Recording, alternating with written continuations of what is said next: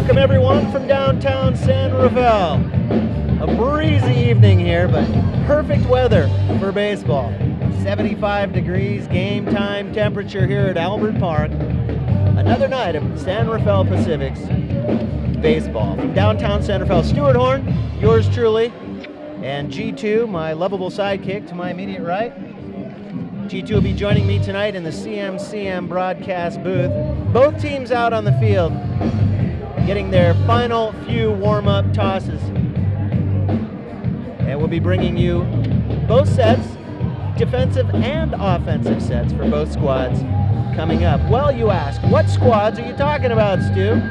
Well, of course, the 2014 champions of the Pacific Association, the San Rafael Pacifics. Those guys, their home field here at Albert Park, the champions. They're playing against, tonight, the Sonoma Stompers, who, by all rights, are doing everything they can to run away with this thing in the 2015 campaign. They said it at the onset. We're going to do everything we can. Does that mean spend as much as they possibly can to do so? Whatever it takes in the eyes of many to get the job done. And whatever decisions they've made, players, salaries, whatever it is, they have made all of the right moves. The Stompers 30-13 coming into tonight's action, having clinched the first half. Now, as in past years, the team that clinches the first half is in the playoffs automatically with the team that wins the second half. Now, if the Stompers do what the Pacifics did last year, and that is are victorious in both halves, there is no playoff. There is no postseason. They are the champs. Right now, the team to beat and the team to chase, the Sonoma Stompers, 4-2 in the second half. Of course, very early now in the second half, but the Stompers already off to a very strong start. From the concert in the San Rafael, 21-23 overall, but 2-4 in the second half, and already out of the gate early in the second half, chasing the same Stompers that got by the Pacifics in the first half. It looks like the Pacifics are going to have their hands full with the front-running Sonoma Stompers, who are here at Albert Park tonight. I want to welcome everybody watching on CMCM, Comcast 30, AT&T 99, and another broadcast of Pacific's baseball. Pacifics and Stompers. We'll get to the defensive set right now for the San Rafael Pacifics. In left field, Jeremy Williams will get the start tonight, the big slugging Jeremy Williams in his second year with San Rafael. Of course, the errorless Zach Pace. Coming into tonight's action, this season's action, Pace up through the end of last season was 0 for 144. What does that mean? He had no errors in 144 attempts in center field. The MVP of the league last season, Zach Pace, tonight in center. Johnny Bakakis will get the start in right field tonight. At Jane's First Base Cafe. Jake Taylor, the newest Pacific, only 2 games in with San Rafael, starts tonight at third base, with Danny Gonzalez starting at shortstop. David Kariakos at second base, and Matt Chavez, the big slugging Matt Chavez. And when we get to his numbers, you'll know what I mean, at first base. Ricky Gingras behind the plate, and Nick DeBar will start on the mound for San Rafael. I now will bring in my lovable sidekick, G2, for the line on tonight's starting pitcher for San Rafael, Nick DeBar. Nick DeBar is 2-4 with a Please be aware that both batted and 3.68 ERA with 24 earned runs in 58.2 innings with 64 strikeouts and 13 on the field of play at all times. All right, thank you very much, G2. And of course, G2 is one of the young people that CMCM allows into the broadcast booth as part of their broadcast journalism class. So these young people, and G2 is one of the 2 young people who participated this summer, who took a couple classes, learned the ropes, and CMCM and the Pacifics give them an opportunity We ask that to you please respect those around you call the and games refrain with from yours use of truly. profanity And other G2, you've been doing a great job so far this season. I know there's been a lot of emails that have come in where people have talked about what a wonderful job you've done. And by the way, folks, if you would like to send us an email, and you can do it right now, you can do it at any time during the game, you can send it directly to the CMCM broadcast booth, and we may even be able to respond because we have a computer sitting right here. And the email address is, you can get it right to me, Stu, S-T-U, at PacificBaseball.com. Stu at PacificBaseball.com. So if you want to say, hey, Stu, you're doing a great job, or G2, he really is doing great, go ahead, send that on over. And maybe we can even give you a shout out. All right, so the Pacific's defensive set is in place. The batters for the Stompers, 30-13 the Stompers, and 4-2 in the second half. They'll be sending out Brennan Metzger, who with just, let's see, has looks like 1 RBI in 3 games, batting .300, leading off for the Stompers. Yuki Yasuda with 13 RBIs, batting .315, but on an upward tear, batting .346 over his last week's work, will be batting second. Jared Mochizuki will bat third with a pair of home runs. 36 RBIs, batting .289, but .480 over the last week's work. Joel Carranza will bat cleanup and DH tonight. 6 bombs for Carranza, 28 driven in, a .348 batter for Joel Carranza. In the 5-hole, Daniel Baptista, 6 bombs, 30 driven in, a .339 hitter, .364 over the last week's work. Mark Hurley will follow Baptista. He's got 3 bombs, 22 driven in, a .339 hitter, but .435 over his last week's work. That's right, folks. It seems as if all of the Stompers are on an upward trend over the last 7 games. Isaac Wenrick will bat 7th with 6 bombs, 20 driven in, and a .298 hitter overall, .381 over the last week. Taylor Eads will bat 8th with 9 RBIs, a .370 hitter, but he's 8 for his last 18, batting .444 over the last week. In the 9-hole, TJ Gavlik, 3 bombs, 13 RBIs, a .260 hitter, but .280 over the last week's work. Gavlik in the 9-hole. Metzger, Yasuda, Mochizuki, Carranza, Baptista, Hurley, Wenrick, Eads, and Gavlik here for the Stompers on the mound. For the Stompers, Eric Schweiger with that 5.25 ERA in 49 2/3 innings pitched. Schweiger is 5-1, having given up 48 hits, 29 earned runs, 15 walks against 42 Ks. So Schweiger is one of those guys who can get the job done. Stompers defensively, Eads in left, Metzger in center, Hurley in right, with Gavlik at third, Mochizuki at short, Yasuda at second base, Baptista at first, Wenrick behind the plate, and that 5.25 Schweiger on the mound. There you're looking at Jane's First Base Cafe, the concession stand here at Albert Park, as people are getting their last few slices of pizza before retiring to the grandstands. And let me ask you this, G2. You and I have watched enough Pacific's baseball this season that I think you can make a very educated series of comments about what I'm about to ask you. But if you look at the record, the Stompers come in tonight 30-13 against the San Rafael Pacific's 21-23. Seems pretty lopsided. If you, and as you and I were discussing before we came on the air, the disparity in batting averages, and that's putting it mildly, the Stompers' lowest number of the 9 batters in the 9-hole, that's Gavlik at 260. Against the Pacific's Jeremy Williams and Michael Hoba, who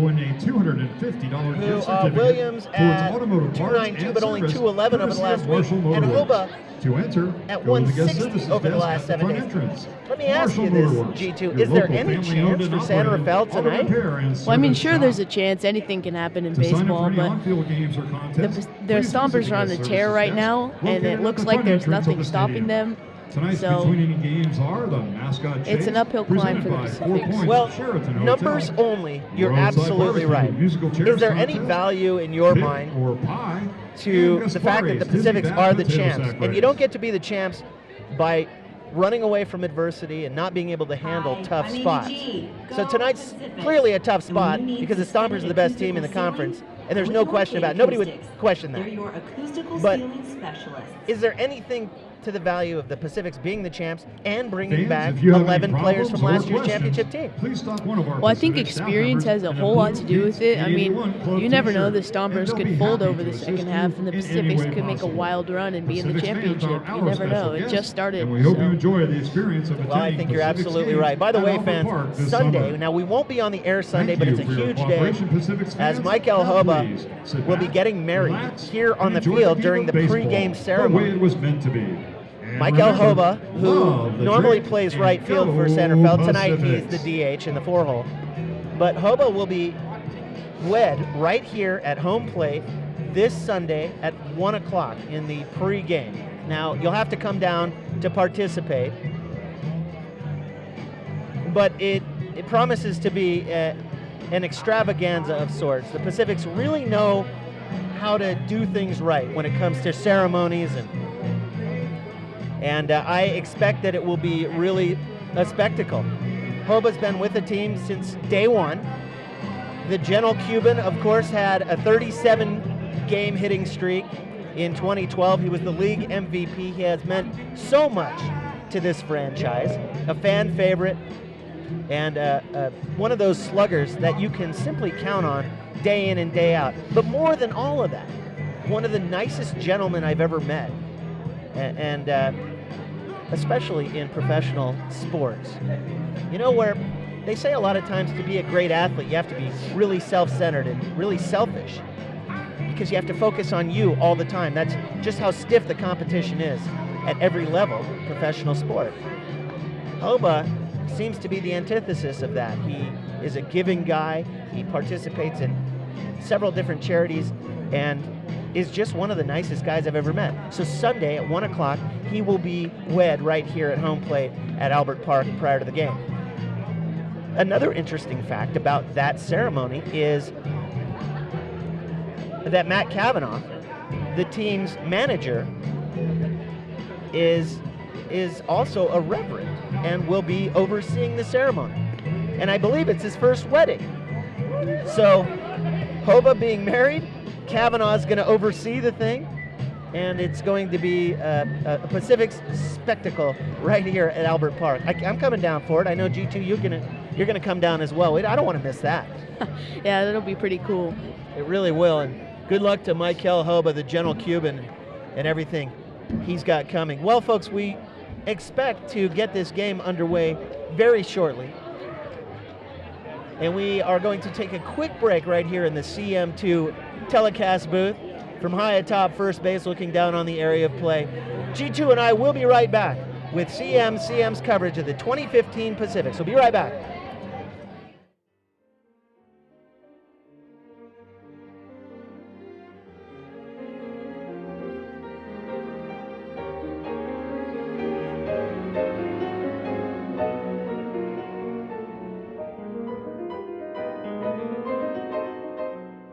Welcome back, everybody. Stuart Horn and G2 from the CM broadcast booth.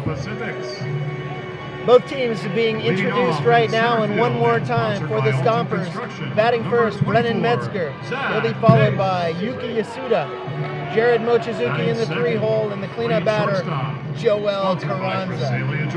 Daniel Baptista batting 5th, with Mark Hurley batting 6th. Isaac Wenrick, the catcher, the big slugger in the 7-hole with Taylor Eads after only 8 games. Eads with 9 RBIs batting 8th. TJ Gavlik batting 9th. Metzger, Yasudo, Mochizuki, Carranza, Baptista, Hurley, Wenrick, Eads, Gavlik. Batting 5th, left fielder, number Defensively 18, for San Rafael, Jeremy Williams in the left field with Zach Pace in center. Johnny Bakakis in right with Jake Taylor at third. Danny Gonzalez at short. David Kiriakos at second base. Matt Chavez at first, and Ricky Gingras behind Batting the seventh, plate. On the catcher, mound, number Nick 25, DeBar, the Ricky 5.25 Gingras. ERA. DeBar after Batting 49 eighth, and 2 right thirds fielder, innings number pitched, 5, a Johnny 5-1 Lekakis. record. DeBar Batting has ninth, amassed. second baseman, number And let me 2, just check that. David Heading to the Kiriakos. Pacifics. DeBar a Starting pitcher 3.68. tonight Good for your heavens. Pacifics. With a G2, record I of wrote 2 that wins in and 4 incorrectly. losses, 3.68. an My ERA of apologies to 3.68, DeBar. 58 with 2/3 64 innings strikeouts pitched. in just 58 DeBar and 2/3 2 and innings. 4. Number 23, So Nick far. DeBar. For the Pacifics. Our umpires for tonight's game, Wayne Isario Giles will be in the field, and Dean Poteet behind the plate. We're just getting ready for tonight's national anthem. Ladies and gentlemen, boys The and first girls, pitch here has they already been are, thrown your out as the 2015 San Rafael Pacifics make their way out onto the field. Pacifics. Tuesday night will be our next telecast, and I bring that up now because not only will G2 and I be here for that, but Eric Burns At this and the time, Pat we Tillman ask that you Foundation will please be in the rise house, and and it will be kindly the remove first your time in a caps professional in baseball honor game of ever America and the that brave any men and women team who serve will be our great employing nation at home an and around the umpireless world. strike And brought to you zone. by It's Local all going to Music be done with 5.com. triangulation and We lasers. present There will be Steve Millard an- from Livermore Valley an Charter area Preparatory High School that is for this highlighted rendition of by our national triangulated anthem. lasers to call balls and strikes. That'll be Tuesday night, and here's the national anthem. You see by the dawn's early light what so proudly we hailed at the twilight's last gleaming, whose broad stripes and bright stars through the perilous fight o'er the ramparts we watched were so gallantly streaming, and the rockets regular, the balls bursting in air, gave proof through the night that our flag was still there. Oh, say does that star-spangled banner yet wave o'er the land of the free and the home of the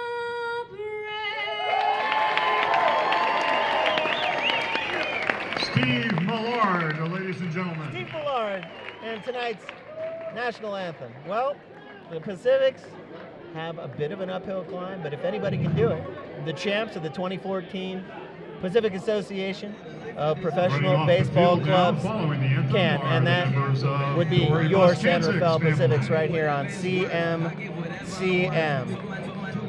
Channel 30. Welcome everybody. Another night of Pacifics baseball. And it is absolutely beautiful weather out here. 75 degrees, but a pretty strong breeze going out over that left field wall, G2. Your second Right-handed power hitters love this prevailing wind. Well, Matt Chavez has been on a tear lately. I wouldn't be surprised if we saw him hit one deep out there. Yeah, that's a very good call. Chavez, 8 for 22 over the last week's work. He's batting .364, but very consistent. 19 home runs, 55 RBIs for Chavez, and the wind blowing over that left field wall. Chavez could go nuts tonight. Pacifics are out in the field defensively as we are at Albert Park. Stompers are going to bat first, and they have one brutal lineup. Brennan Metzger is going to lead off, and he's batting .300. Yasudo .315. Mochizuki .289. Carranza .348. Baptista .339. Hurley .339. Wenrick .298. Eads .370. And Gavlik at .260. And that's just over the entirety of the season, 45 games in. What's really astounding is if you look at their stats for the Stompers, that is, the batting stats over the last 7 days. Metzger's at .300, Yasudo .346, Mochizuki .480, Carranza .345, Baptista .364, Hurley .435, Wenrick .381, Eads .444, and Gavlik .280. Gavlik at .280 has the worst batting average for the Stompers over the last 7 days, if you can imagine. The Stompers are on a tear, and that's putting it mildly. Dean Poteet, the umpire behind home plate, Leading off the is top in of the first position. for Sonoma, Nick DeBar center on the fielder, mound number for 2, San Rafael. Brandon Metzger. The big right-hander is ready to go, and we are ready for baseball on CMCM. Pacifics and Stompers getting underway, 7:23 here at Albert Park. Here's Brennan Metzger. Righty on righty. And the time of the first pitch. And the first pitch is 7:22. low and away, ball Temperature, 1. 68 degrees. Yuki Yasuda is on deck. He'll be followed by Jared Mochizuki. Brennan Metzger, the leadoff batter for the Stompers. Takes a fastball down Broadway, 1-1. Metzger stands in. 3 games. This is just his 4th game with the Stompers. 300 batter in those 3 games. And a slashes a fastball Ooh, down the broken first base glass, line. Fix it fast at And it Marin hits Auto the- Glass. the roof of Jane's First Base Cafe, but I think everybody's okay. 1 ball and 2 strikes to tonight's leadoff batter. The Stompers 30-13. Holy cow. The Pacifics have really been struggling just to stay at 500. Fastball is low and away, and the check swing is appealed to Wayne Osorio Giles, first base line. Giles says no swing, 2-2. Metzger's amassed only 1 RBI in those 3 games, but is 3 for 10. Here's the 2-2, and a chopper third base side. Luckily for Jake Taylor, the new Pacific, who's over there at third base, because the players on the third base side of the field, in left field, shortstop, and even DeBar on the mound right now, and certainly Zach Pace in center, are staring into that fireball in the sky. It's so hard on players here at Albert Park. Across the knees taken, and it's a full count. Well, as it always is. I mean, almost every game they have a problem with the sun here at Albert Park. You're absolutely right. It's set just so that it just gives third basemen, shortstops, and left fielders real trouble, as this is fouled back behind the stadium. So already, Metzger has forced DeBar into a minimum of 7 pitches if somehow DeBar can get him on the next one. Ideally, keep it to 15 pitches per inning, but DeBar's going to use half of that on the first batter. Metzger stands in, and here it is. Third base line, and now it'll go 8 pitches, as that was foul. So a pretty good battle here to open things up. Of course, tonight's concert in the Cove, the Pacific's free concert series on Friday nights. You can come down. There's all kinds of drink specials and food specials. And the Pacifics bring in some incredible entertainment. And a check swing, and it gets away from Gingras. And Metzger is going to steal down to first base. So now the question is, did he swing? And he did go Batting around. second for the Stompers. So it's a Second strikeout, baseman, number 8, but Metzger Yuki steals down to Yasuda. first, because once a ball gets away from the catcher on a swung on third strike, when first base is not occupied, and all of those criteria had been met, Metzger heads up, gets down to first base. And here's Yuki Yasuda. So already DeBar goes 8 pitches and then loses Metzger. Outside, almost got away from Gingras, who seemed like he got tied up a little bit there, G2, on the sign to DeBar. Yeah, he handcuffed him a little bit. That could be a problem. Yes, it certainly could. Jared Mochizuki is on deck. DeBar, the big righty, runner goes. Here's the throw down. Gingras is late, sliding in safely, and Metzger has it stolen.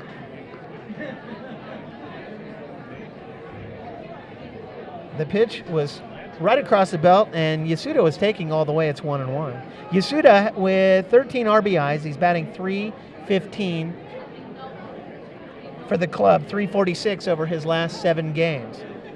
Mochizuki is on deck. Nobody out, top of the first inning.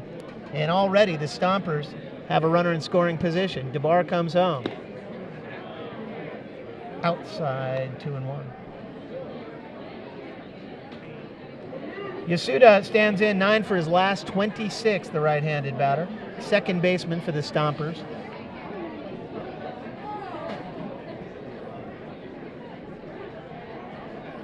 I'll have G2 look up Yasuda's stolen base record to determine whether or not he's a threat should he get on a foul ball. And that caught Yasuda on the ankle. He does have 7 stolen bases and only 2 caught stealing, so he definitely is a threat. So the Pacifics would like to keep him off base, assuming the role of Captain Obvious here at this point. But Metzger out there at second base. The last thing they want to do is allow Yasuda a chance to run. 2-2. DeBar stands tall. One look back, and he comes home. This is fouled first base side. Chavez gives chase. Chavez cannot get to it as it finds its way into the storage area for all of the equipment here at Albert Park. Kind of happy that Chavez didn't go into a slide there into the pitching machine or whatever that stuff is over there. That's all we need, Chavez to tear his knee up at this point, first inning. That would not be good. Metzger, the runner at second base. Yasuda stands in, his 6th pitch coming up. 2-2. And DeBar delivers a breaking ball and a foul tip, and Yasuda's still alive. Boy, from this angle, it didn't seem like Yasuda caught any part of it, but apparently he did, because nobody argued. So already, things off to a bizarre start as Brennan Metzger strikes out, but he swung at strike 3, got away from the catcher, Ricky Gingras, and he was able to steal down to first base. 2-2 to Yuki Yasuda.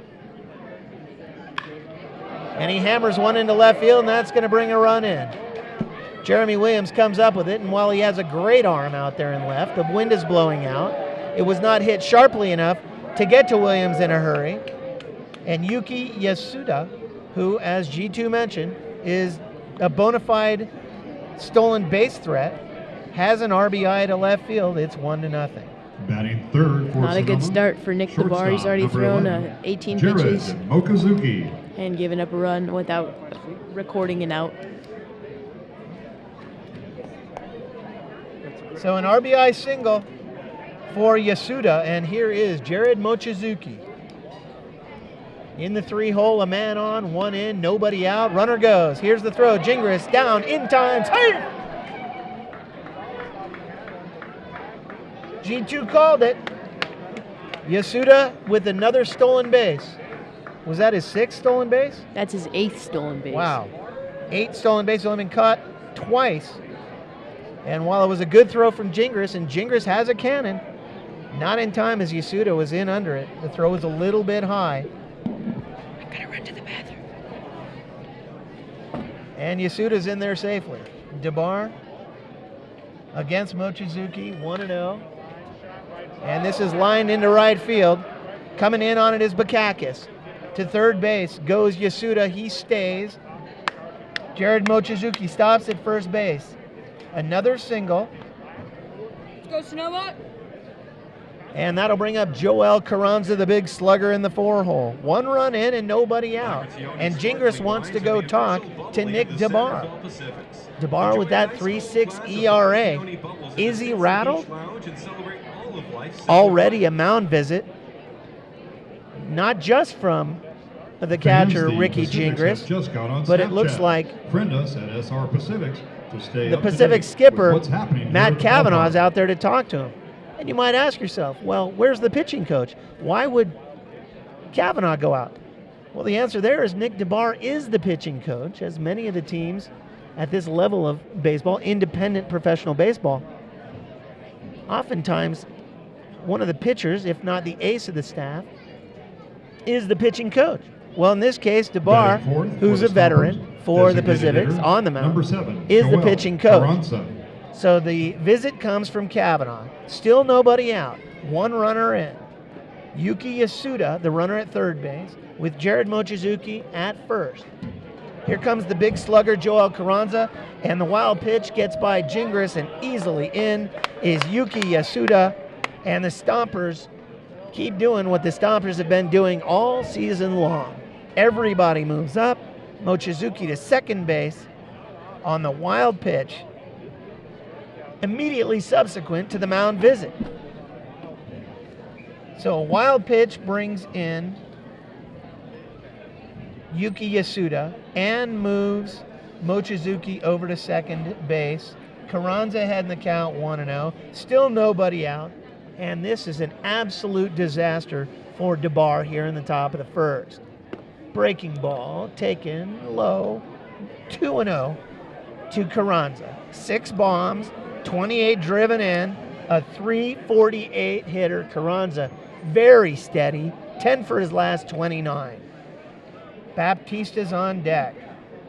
DeBar comes home, taking all the way, 2-1. Finally, DeBar gets one in there. Pretty rough beginning, G2. Yeah, I mean, they might have to make an early pitching change, and that could be very vital into the next few games as the bullpen can be deteriorated. Carranza stands in, righty on righty. Mochizuki at second base, and DeBar has got to slow things down. Well, the wild pitch certainly didn't help things, but DeBar got Metzger. He struck him out. It just got away from Gingras. And wouldn't you know it, on a strike 3 steal down to first, the guy comes all the way around to score. There's another fastball taken, 2-2. It's just not something you see very often, where first base is unoccupied, where the batter swings at strike 3 and it gets away from the catcher.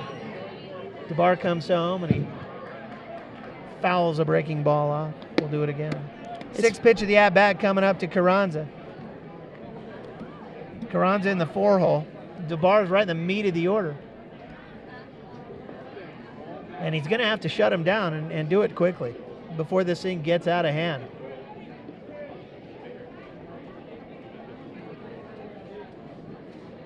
Middle infield, way back, all the way on the grass. Breaking ball, got him swinging.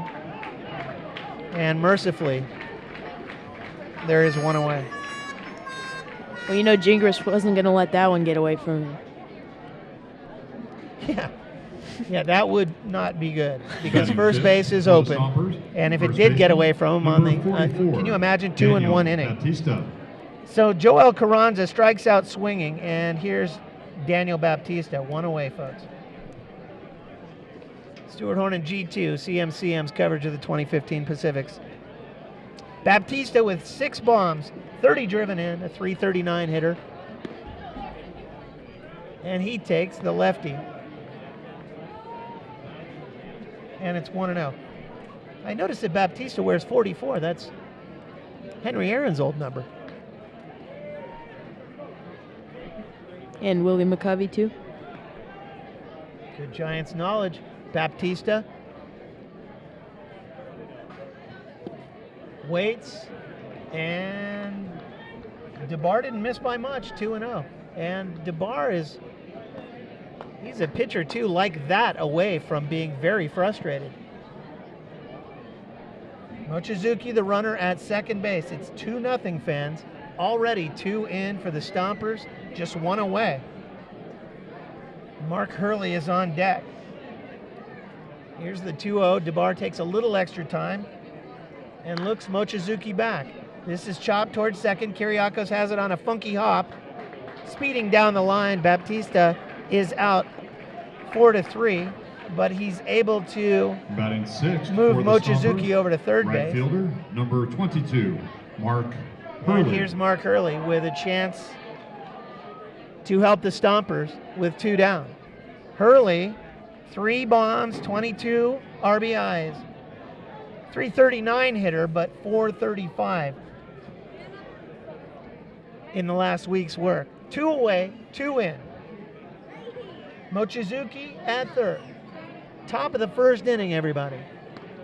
Outside Black. DeBar gets the call. 0-1. Isaac Wenrick is on deck. Hurley, and I'm going to say it before you say it, G2, and it's hard to see on the television monitor here, but Hurley's going with the old school stirrups.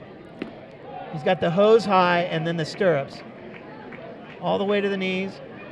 Full stirrup action, taking 0-2. I like that look. I love it too. Yeah, It's yeah. really cool. Anything old school is always cool. I'm with you there. This is fouled back outside of the stadium. 4th pitch coming up to Mark Hurley. Well, Nick DeBar here in the top half of the first inning has thrown, I don't have an exact count, but G2, I wouldn't be surprised if you do. But it's already over 35 pitches. And he swings at a breaking ball in the dirt. It gets away from Gingras for only a moment, and he fires it down to Chavez with a little extra something on it.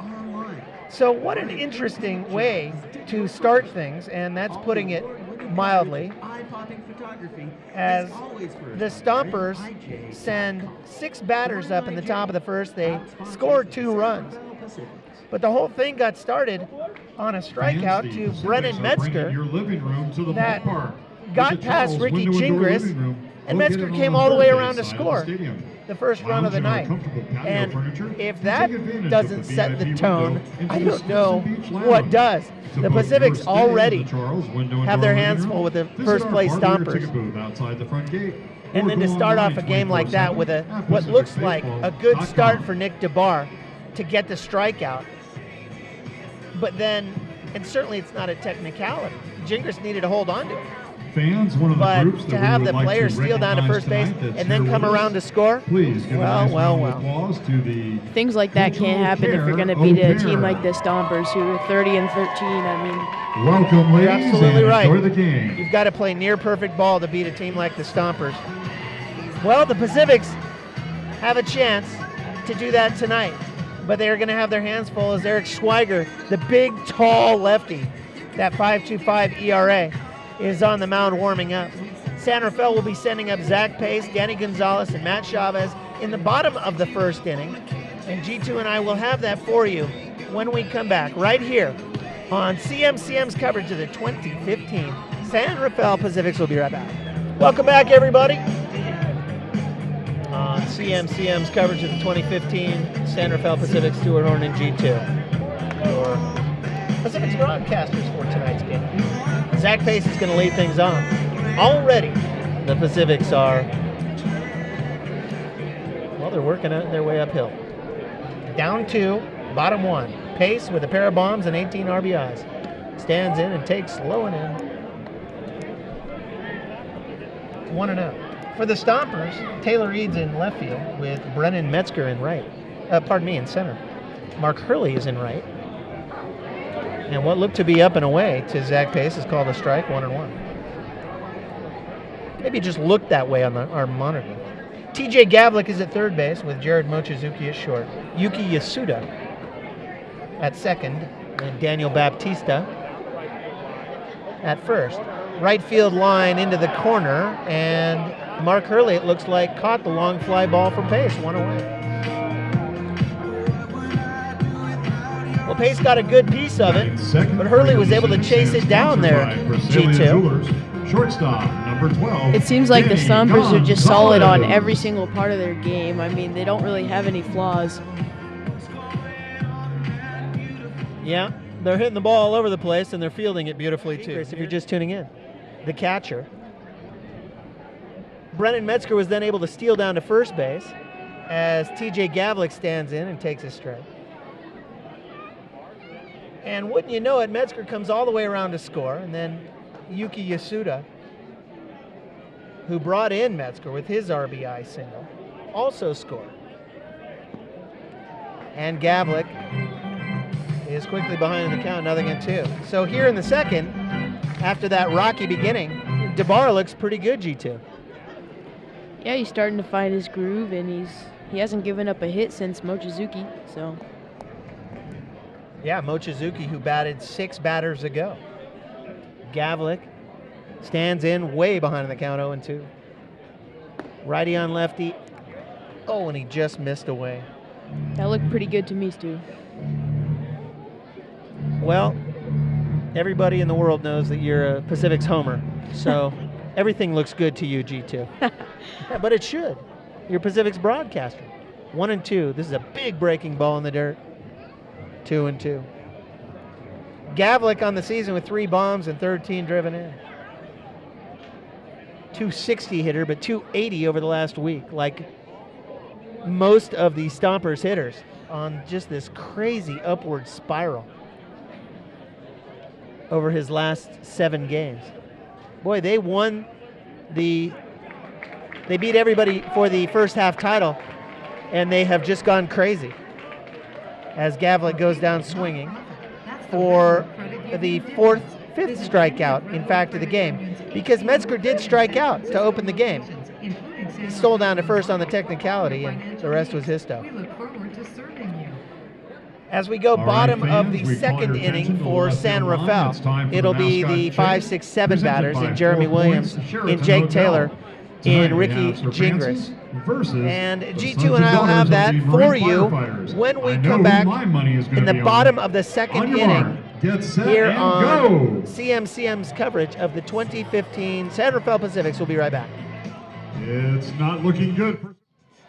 Well, here comes Jeremy Williams, everyone, the big slugging right-hander for San Rafael. Bottom 2, 2-0. 2 runs on 2 hits for the visiting Stompers, the first place Stompers. No runs, 1 hit for San Rafael. Williams takes up and away.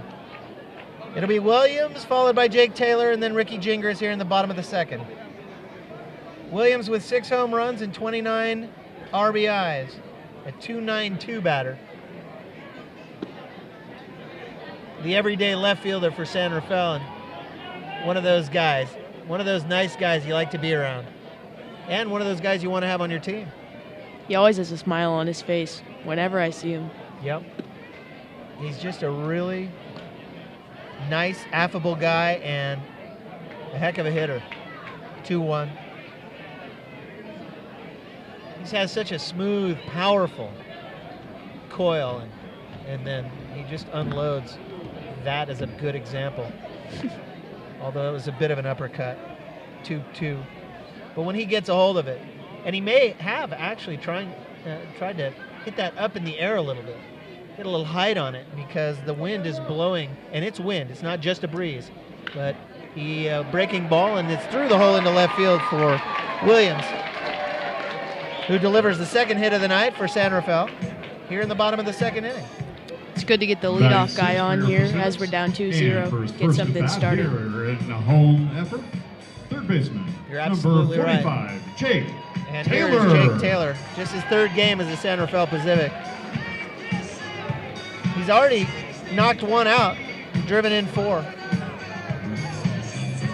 2 for 9 as a San Rafael Pacific. Taylor, the everyday 3rd baseman now. Pacifics have had trouble at 3rd base. I'll tell you, we go all the way back to 2012, and they have had a lot of 3rd basemen.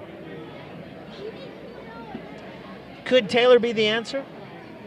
So far, in just the last few games he's been with the club, he has been pretty good over there in the hot corner. Taylor takes 1-1. Yeah, he's 2-9, and of those 2 hits, he has 1 home run and 4 RBIs. So, looks pretty good. Well, offensively, you're absolutely right. As the sun starts to go down, he fouls it back to the screen. The sun is down, and it looks like just Schwieger and Mochizuki, the shortstop, are getting a piece of it. Maybe the left fielder, Taylor Eads, but that should only be for another couple of minutes. Gingras on deck, Williams on first. Nobody out. Taylor whiffs at a fastball. Power on power, one away. Yeah, challenge fastball. He just blew it by him. Batting 7th for your Pacifics. Taylor with a nice cut, but he was 25, way behind Ricky it. Gingras.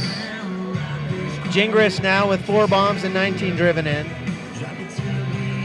Bright spot for the San Rafaels. Gingras batting .333 over the last week. 8 for his last 24. There's Schwieger. As Gingras fouls one out on Anderson drive. 1 strike on him. Johnny Bakakis is on deck. 1 away with Williams, the runner at first base. It seems pretty hard to pick up the ball for the batter as Schwieger, the lefty, his left arm is right in the sun, so the ball comes out of the sun and into the shade, which can be hard to pick up. Yeah, it's a good angle right there that you can see that Schwieger's really the only guy in the sun.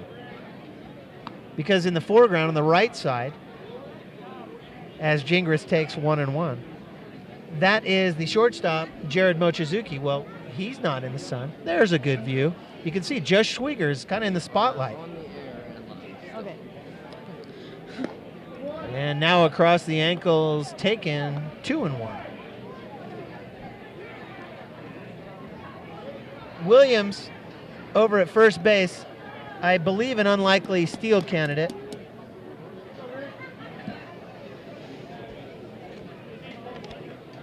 As Gingras stands in, a man on, 1 man out, and he swings at another fastball, and Schwieger is just bringing it 2-2.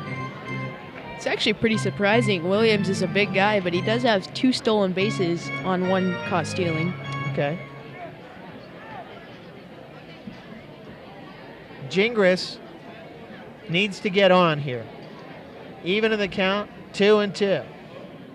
Here it is. Oh, so close, but taken away, and it's a full count. And for the first time tonight, Schwieger's gone full.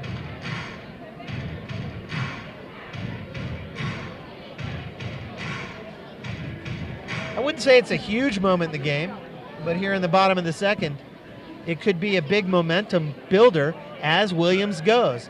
Swung on and missed. Williams slides in. The throw is there. The tag is made, and somehow, much Yes, to sir. Jared Jeremy Mochizuki's Williams, disbelief safe and and everybody second. else in the Just stadium, like I You're believe, safe with Marin Subaru.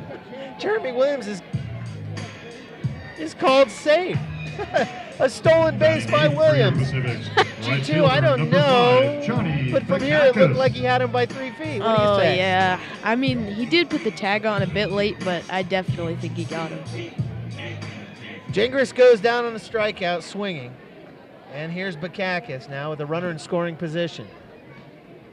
A base knock away as Williams with a stolen base. A shot to left field. Williams got a good jump. Out to Eads. Here's the throw in. Williams around third. He doesn't even need to slide. He's in standing. It's a 2-1 ball game. Bakakis delivers on the first pitch. A shot to left. An RBI single and allows him to go to second on the throw in from Eads. Now And batting G2, for your if Pacifics. Eads had Second baseman, got it in and number hit 2, Wenrick, David he would have had Kiriakos. Jeremy Williams, but he threw it up the line a little bit, and Williams got in easily. Yeah, throw was way ahead of him, but it was just a bit offline. Williams had a good jump as David Kiriakos stands in. It's a 2-1 ball game, everybody, and Bakakis is out there at second base. So Kiriakos could tie the game with 1 knock.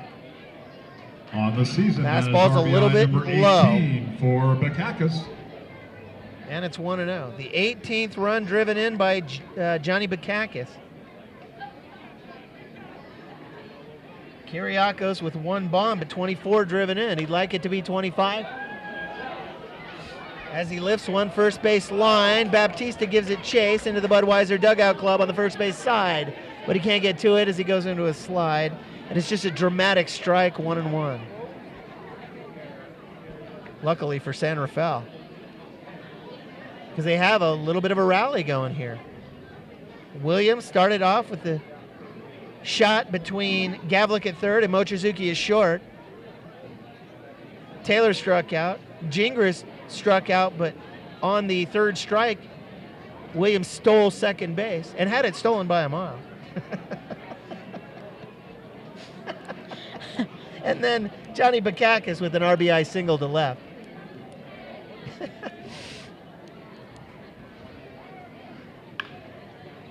Shot third base line, foul.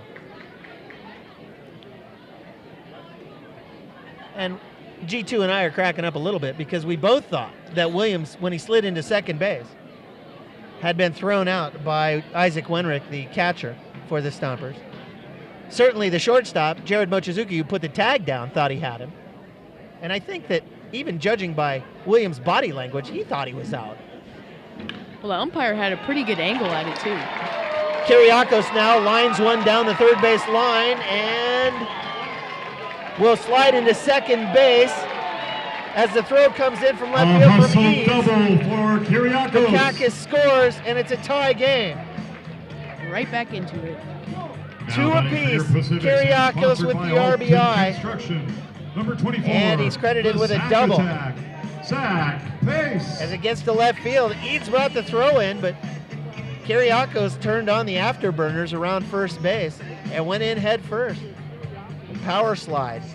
Here's Zach Pace, his second at-bat of the night, as consecutive knocks by the San Rafaels have tied it. Kiriakos now in scoring position.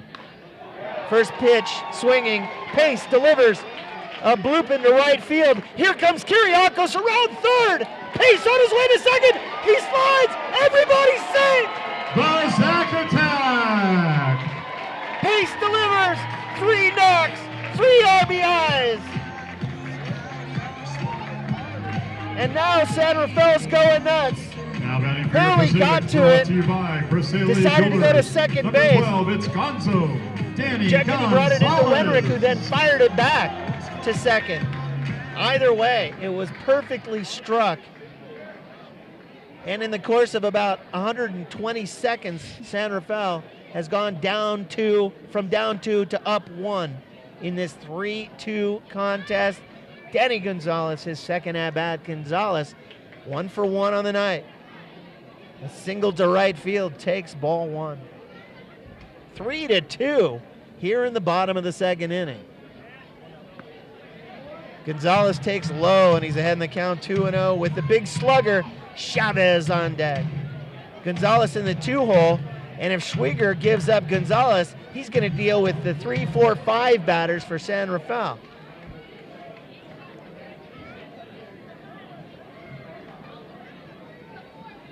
Pace at second with a gigantic lead. 3-0. On the season, we had RBIs number 25 for Kiriakos and 19 for Zach Pace. Well, Schwieger is just rattled right now, obviously, giving up 3 RBIs on 3 hits in a row, and now he's down 3-0. All 3 runs earned. Gonzalez ahead in the count, taking just on the outside black, 3-1. Whoa, that was close. I thought Gonzalez had the walk. And if somehow Gonzalez can walk or get on one way or another, as he really shuts his stance down now, 3-1. Chavez will have a chance to hit a foul off the face mask of Isaac Wenrick, and now the count is full for just the second time tonight. Danny Gonzalez's stance looks like it really hurts his feet. His feet are completely pointed in towards each other. It looks painful. That it does, my friend, a 304 batter. So apparently very productive as he lifts one to shallow center. Metzger's got a beat on it.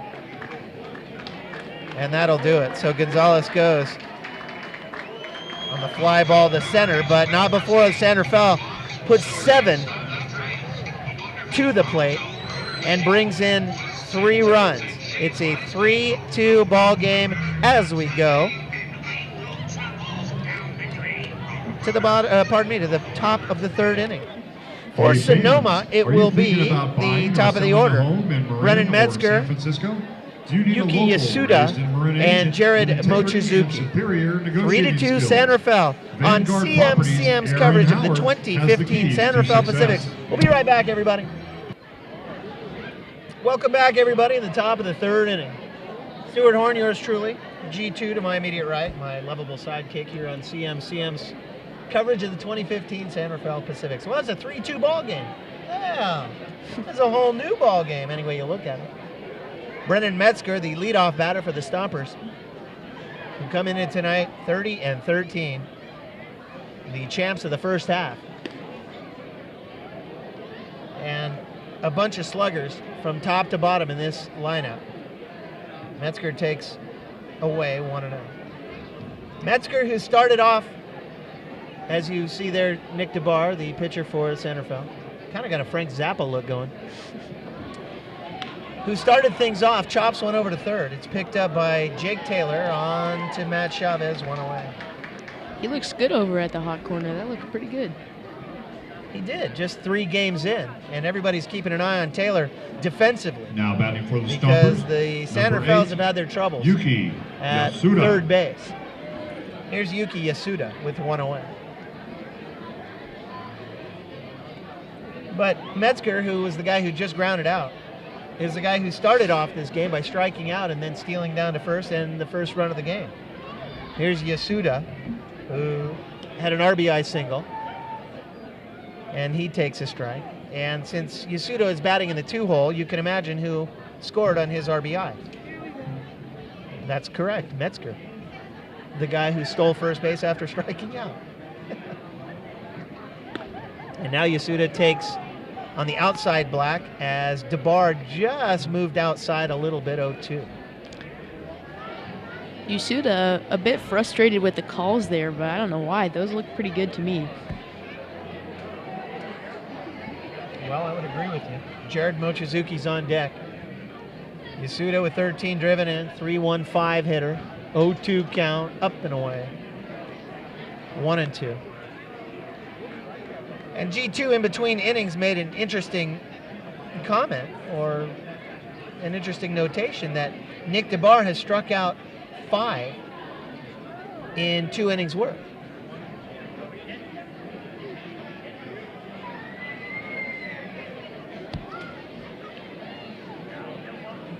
One of whom stole first and then scored a run. But we're not going to talk much more about that. Well, maybe we will. Breaking ball is taken outside. Yasuda thought about it, 2-2.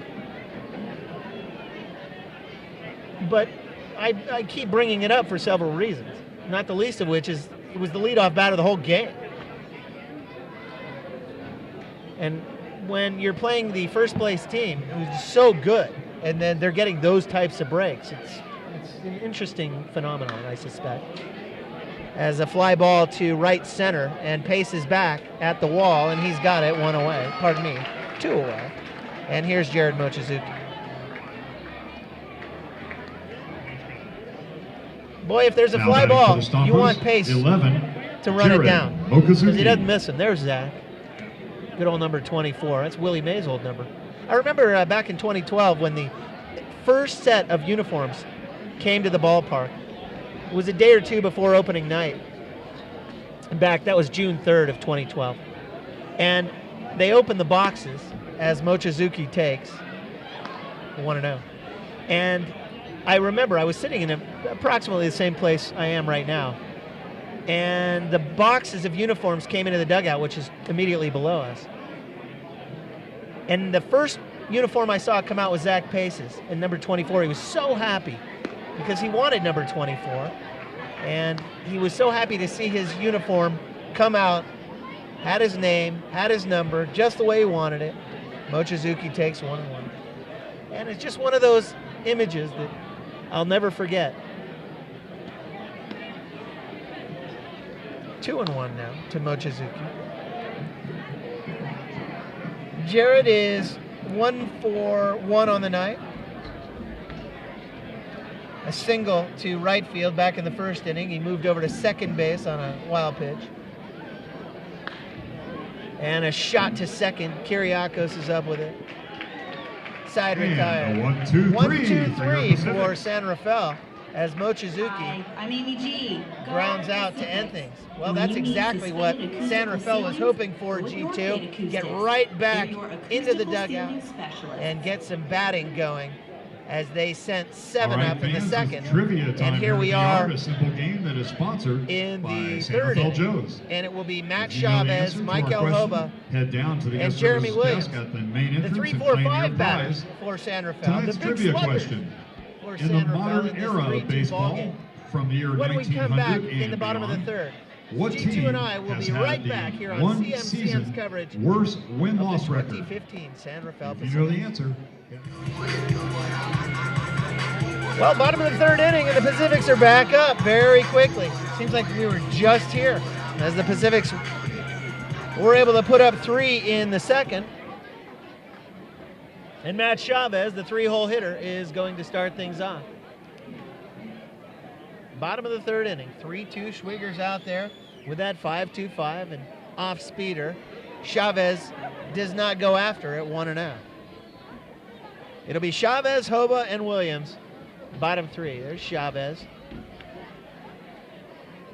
Leading the league with 55 driven in. 19 bombs. Schwiger comes in, and he's really going to be careful, G2, with Chavez. And rightfully so. Chavez hit a towering fly ball back in the first inning to right field, but it was caught by Mark Hurley. The crosswind sort of knocked it down. I thought Chavez might have had his 20th bomb. And he takes something on the inside part of the plate, 2-1. Hoba on deck, but Chavez, a 373 hitter, 364 for 8 for his last 22. Bottom 3. 3 runs on 5 hits for San Rafael. This is skied right field. Hurley to his left, inside the park. And for a second, G2 thought it was out of here, but Hurley got it. So twice Chavez has gone opposite field, and twice Mark Hurley's tracked it down. Here's Michael Hoba. That's the second one that Matt Chavez has driven deep to right field, and he's just missing home runs by 5 feet. And when you think about those 5 feet, G2, it couldn't be more than a 1/16 of an inch on the bat, right? I think to get another 5 feet, just another 1/16 of an inch, a sweet spot to do it. Here's Hoba. Hoba takes straight down the middle. 0-1. Well, no question he can get that extra 5 feet. We've seen him hit him off the top of the buildings in left field. And just We've seen he's one of the 2 or 3 guys who's ever skied one over the center field wall here at Albert Park. Mochizuki takes a in-between hop, but he's able to stay with it, bring it into his stomach, and Hoba's gone, 2 away. Now batting for your Pacifics, number 18, Jeremy. And here's Jeremy Williams. Well, both pitchers seem to have settled down a little bit.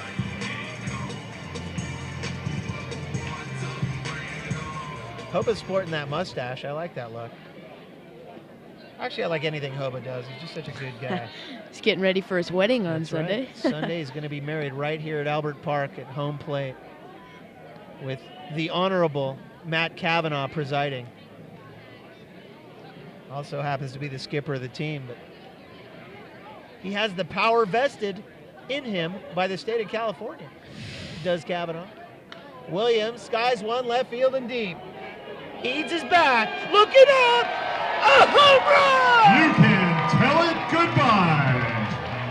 Williams gets it up into the jet stream and lets it fly. 4-2, San Rafael. On the season, home run number 7 for Jeremy Williams. He made that look so effortless. He just barely even swung and drove that thing right out of here. He really did. He got it up there, and the wind's blowing over that Now left batting field for wall, your but you got to Pacifics, get it up there. number 45, Jake And here's Jake Taylor. Well, well, well. San Rafael, a 4-2 lead against the Stomper team that averages, G2 as you know, more than 7.4 runs a game. Taylor takes inside, 1-0.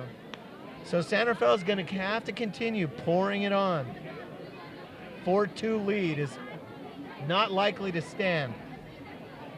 They're going to have to keep pouring it on. But with 2 down, Williams delivers the bomb over the left field wall. Taylor gets a good chunk of it, and it bloops kind of got it off the fist. It looked like he took a pretty nice hack at it, but it was in shallow left. Eads came in. Now Taylor's batting for aboard of his Pacifics, first hit of the night. Number 25, Ricky Gingras. Here's Gingras, who struck out back in the second inning.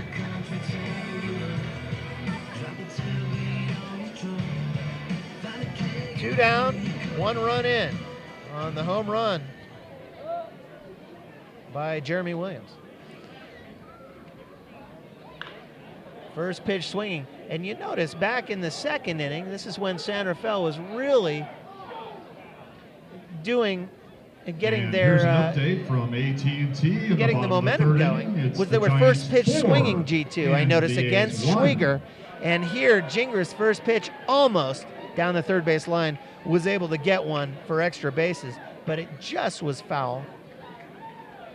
And I noticed that Matt Cavanaugh in the third base coach's box, he was signaling fair ball, fair ball.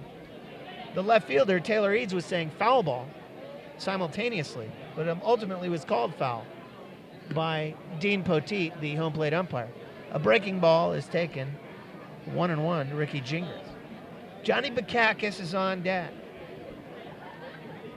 Jake Taylor, the runner over at first base, after the knock, into left field. Gingras takes on the outside black.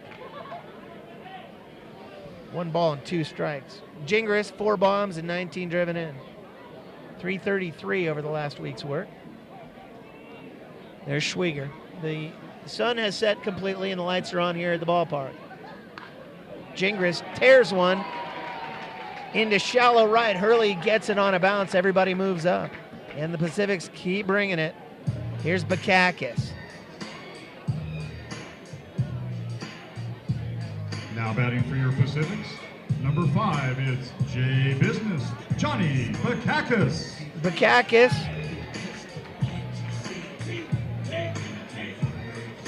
with now 18 RBIs, 1 home run. Picked up one of those RBIs back in his last at-bat in the second. 2 away. And first pitch swinging, third base line, diving for it is Gavlik, he can't get to it. Coming around to score is Jake Taylor all the way from second base. And it's a 5-2 ball game. Gingras moves over to third. Bakakis with a double. And here's Kiriakos and a mound visit. And rightfully so, because Schwieger is rattled. Takahashi Miyoshi, the manager of the Stompers, the 30-13 Stompers, Yes, the Alan. first half I'll champs, take impending trouble the 4-2 for in the second 200. half Stompers. Takahashi Miyoshi is out there talking to Schwieger.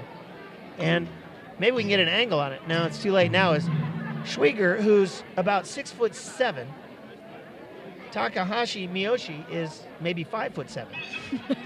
And Schwieger's up on top of the mound, which is another 18 inches.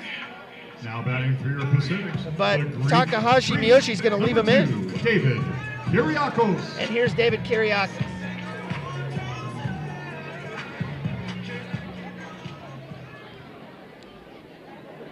Kiriakos with an RBI back in the second inning is 1 for 1 on the night. And he takes on the outside black, 1 strike on him. An RBI double for Kiriakos at that time tied the game. It's now 5-3. Kiriakos with 25 RBIs, and he hammers one to left. It gets down. He's going to get another RBI. Eads comes up with it, fires it in all the way to home. Sliding in is Bakakis, and For the he's out one by a run mile. For your Pacifics, But Gingras did score on the play. Bakakis tried to back it up. Matt Cavanaugh, playing aggressively, sent him against the strong arm from the left fielder Eads. And it was a perfect throw to Wenrick, who applied the tag to the sliding Bakakis for the third out. Kiriakos with another RBI, though, to left. is 2 for 2 on the All night, right, fans, credited it's with an time for RBI Mr. Beer, single. sponsored by Roadside But the third Barbecue. out was Roadside Bukakis serves sliding authentic in all-American at barbecue home. in the heart of Marin Another County. 7 Big batters parties from 10 to the 1,000. plate for San Roadside is Rafael located at the here in the Northgate bottom of the Shopping Center third in inning. Carolina. And They tonight put our 3 contestants more are up. from 3 in the second, 3 in the Care. third. It's 6 Care. to 2 Play that as we music. go to the top of the fourth. It'll be the 4, 5, 6 batters for the Stompers. Joel Carranza, Daniel Baptista, Mark Hurley. 4, We 5, have a couple of 6 eliminations. Here we hitters go. for the slugging Stompers when we come back. Top 4, 6 to 2. CMCM's coverage of the One more 2015 elimination. There San we go. Rafael Up and Pacifics. down.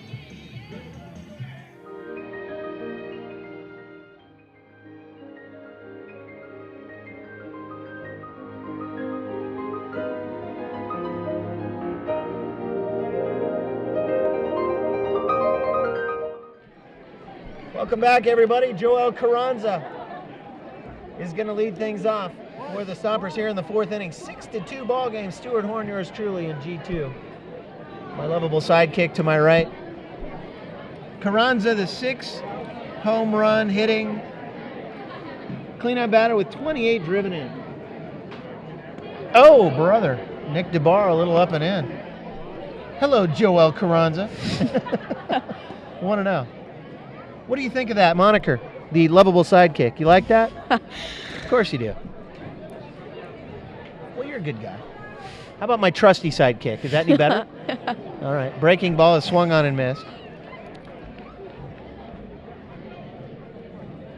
My lovable trusty sidekick. Let's get them all in there. Well, the fans love you. Look at the emails you're getting. Guy gets so popular. Another breaking ball is swung on.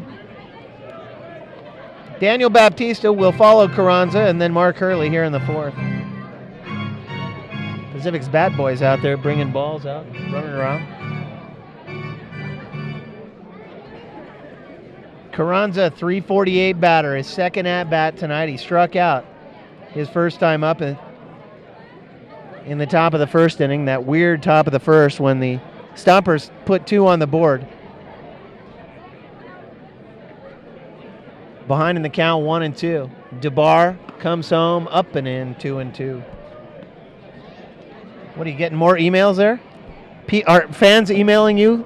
By the way, fans, if you'd like to send us an email right now in the CMCM booth, you can do it. Stu@pacificsbaseball.com. That's STU. That would be me.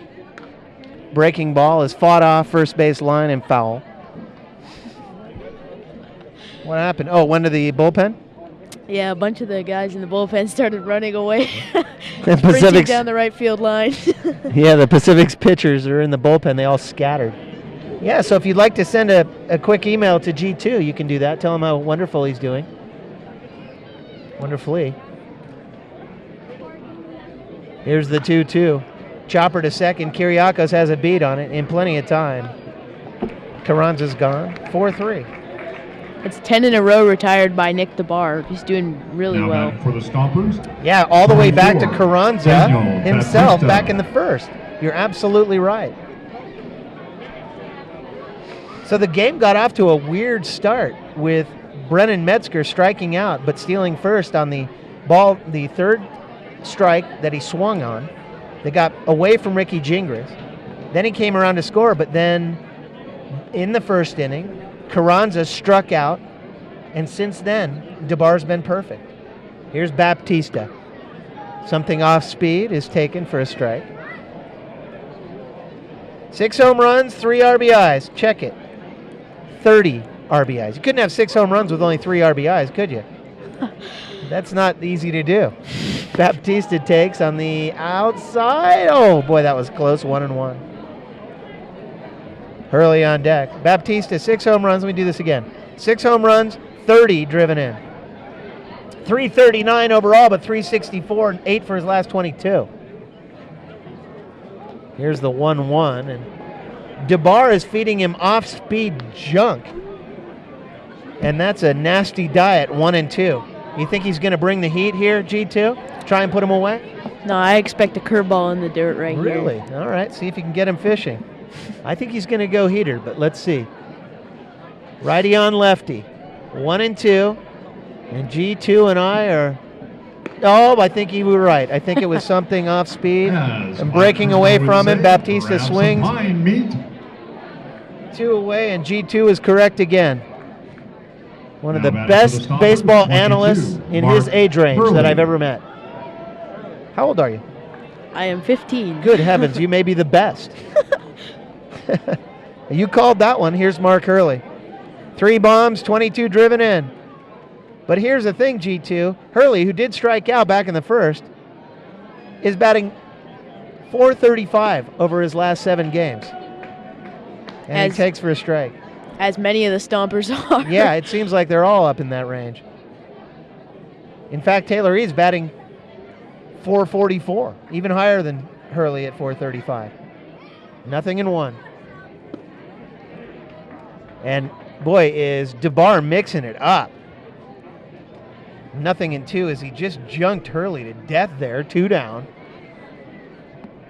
11 batters in a row retired by the big right-hander, Nick DeBar. His stuff is just electric right now. There's nobody stopping him. Wenrick is on deck, but there are 2 away. And, oh, brother. And Hurley goes down on 3 pitches. And I am reluctant to say he looked foolish, but a professional batter is usually not made to look the way that Hurley was made to look for his second strikeout of the night. His second strikeout that ended the inning. Everybody dance. And Nick DeBar has retired 12 in a row.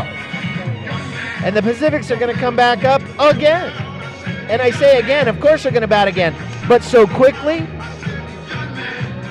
it looks like San Rafael will send the top of the order in Zach Pace, in Danny Gonzalez, in Matt Chavez. 1, 2, 3 batters in this 6-2 ball game. When we come back in the bottom of the 4th, G2 and I will have it for you at that time. CMCM's coverage of the 2015 Pacifics. We'll be right back, everybody.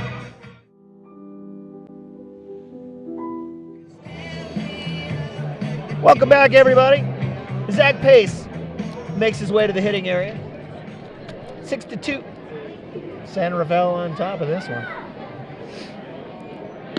Pace stands in and takes. Here in the bottom of the 4th inning. And it's nothing in 1. Danny Gonzalez will follow Pace, and then Matt Chavez, the 1, 2, 3 batters for San Rafael. Pace with the hands very low. Chops one to second base. Yasuda comes in on it. 1 away. And here's Danny.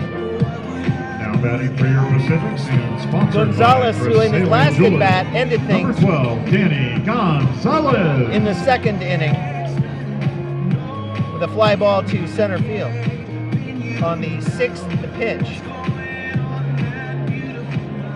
from Schweiger. But in his first at bat, had a nice little knock to right field, and this is a bloop into right field, and it falls. And for the 2nd hit of the night for Danny Gonzalez, he keeps the Pacifics rally going, or maybe he gets one started here in the 4th. Number 8, Matt. But Chavez. they scored 3 in the 2nd, 3 in the 3rd, and here's Matt Chavez. It's huge to get the leadoff man on there. Or That not the Gonzalez, leadoff man. G2, just blooping them around.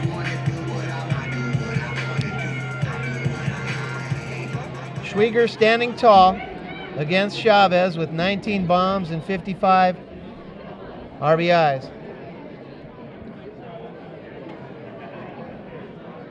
The big lefty facing the big righty. And as he's done all night, G2 starts him off away with the ball. Hoba's on deck. As most pitchers in the league, they are not anxious to face Chavez. Now, as G2 mentioned, Chavez, 2 power flies, both right to the wall in right field, both tracked down by Mark Hurley. Gonzalez goes. This is chopped right back to Schweiger. And Chavez is gone on the fielder's choice. Gonzalez to second base. Now batting for your Pacifics, number And here's 10, Michael Hova. Michael Hova. Chavez goes down 1-3, 2 away.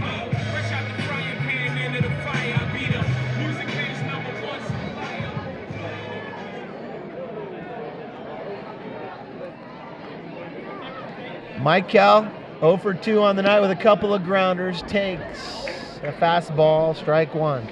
Oh.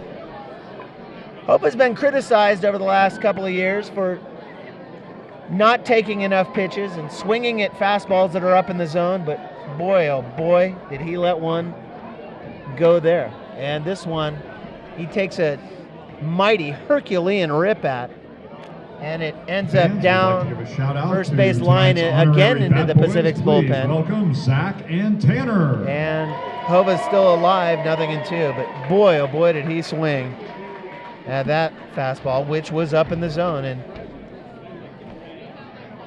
as I've said over the last couple of years, both on television and radio covering the Pacifics, Hova never met a high fastball he didn't like.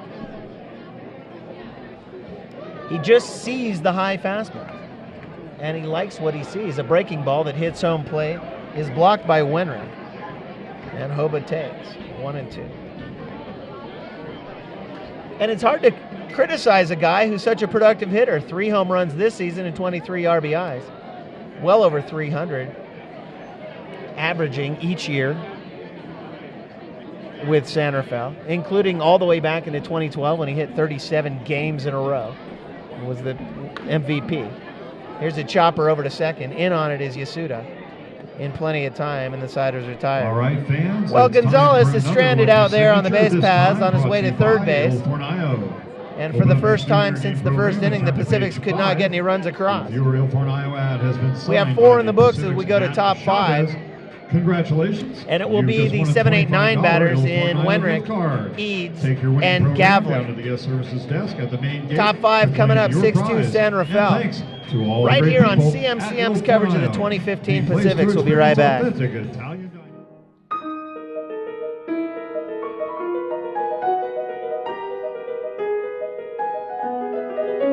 Leading off for the Stompers, 25, Isaac Wenrick. Isaac Wenrick will bat first for the Stompers. 6-2 San Rafael. Boy, 6 runs on 11 hits, 2 runs on 2 hits all the way back in the first inning.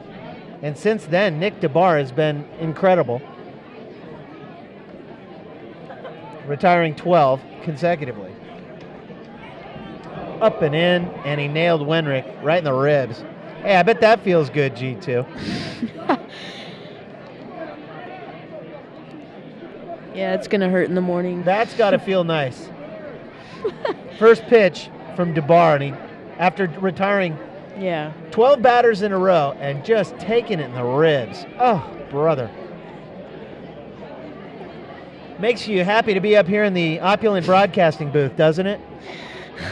It's nice and warm here, and we've got the lights and the television screens and stuff, and no balls hitting us in the ribs. That's the best part. There we are. Nice and comfy. No balls flying around up here. Got a protective screen in front of us and everything. Now batting for the Stompers, number 10, Taylor Eads. Wenrick, first pitch. Here's Taylor Eads. No malice behind that one, not that I know of. And Wenrick is really mouthing off to DeBar. And he was all the way up the first base line, and DeBar was staring him down. And now DeBar's got his palms to the sky because I think that Wenrick's continuing to say stuff to him. Wenrick, of course, the catcher. And so he's a tough guy. Up and into Taylor Eads, 1-0.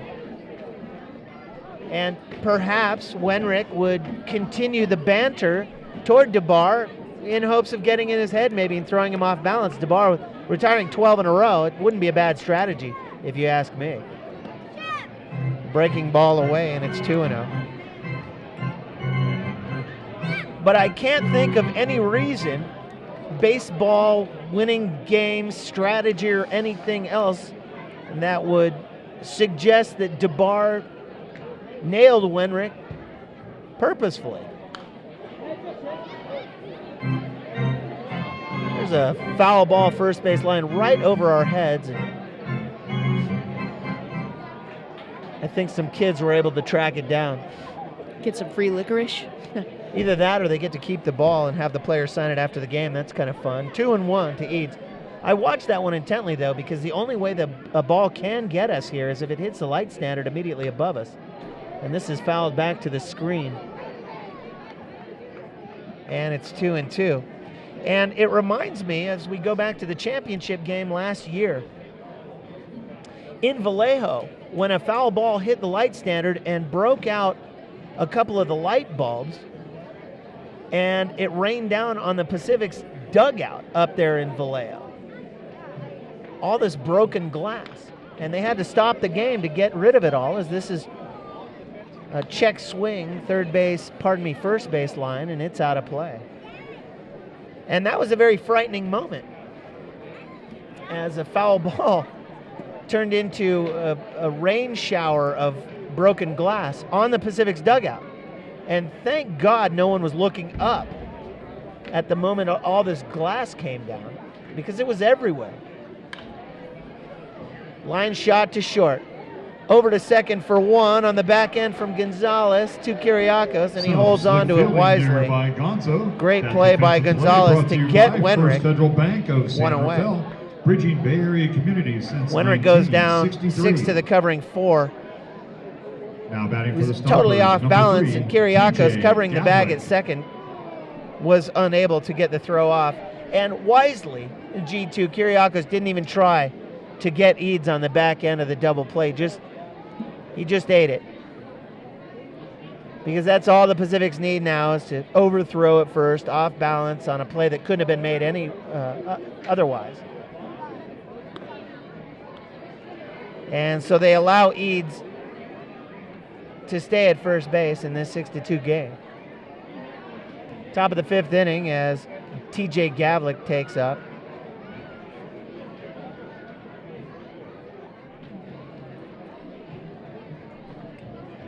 1-0. Gavlik, a strikeout victim back in the second, and a half-hearted hack from the lefty here, 1-1.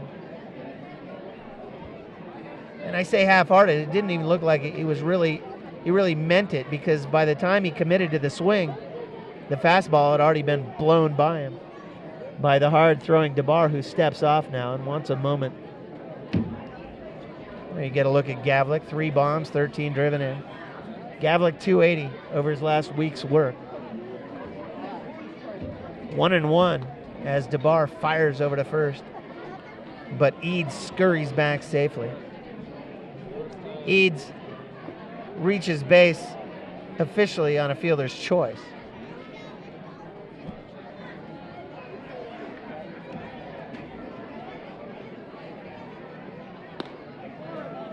Gavlik waves at strike 2.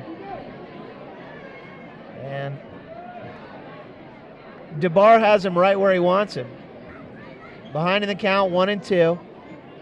Gavlik, who already struck out once tonight, 0 for 1. Not that he's thinking about it, but he might be. Oh, breaking ball, and I have no idea where it missed. And he didn't miss. So I didn't see the motion from Dean Poteet. Yeah, I didn't either. That was kind of awkward.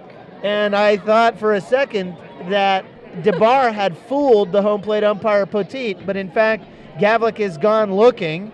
His second strikeout of the night, 2 away. Eads still at first base. And here's Brennan Metzger, who's officially 0 for 2 on the night with a strikeout and a ground out, but he stole first back in the first inning to lead off the game after strike 3 got away from Gingras, and DeBar nailed him. And now DeBar has hit 2 batters, and Dean Poteet's going to go talk to him. And I don't know if Poteet suspects that DeBar went after Metzger intentionally. I have no idea what a home plate umpire would go talk to a starting pitcher about the way that he has. And now I believe there has been an official warning has been issued to each of the teams And now I am correct, and here comes Matt Kavanaugh. Dean Poteet has issued an official warning to both teams because Nick DeBar Fans, I've just nailed been told that Isaac the merchandise Wenrick booth on the third base side will close tonight in the on the top very of the first seventh inning. pitch. So if you want to take this opportunity, to And pick now up he some nails brand new Pacific's merchandise, Brennan Metzger please on the go very to first third base pitch. side of the field. And now a mound visit, and everybody's going to want to settle DeBar down. Dean Poteet had words with Matt Kavanaugh and is now having a few words with Takahashi Miyoshi before the arrival of Yuki Yasuda. But an official warning. Now, what does that mean? Well, if now the next hit batsman, if Poteet, and it's completely up to the umpire, but feels there's any malice involved, he will immediately have the opportunity to throw DeBar out as a breaking ball is taken by Yasuda for a perfect strike. Just a masterful job of pitching there. Go Snowball.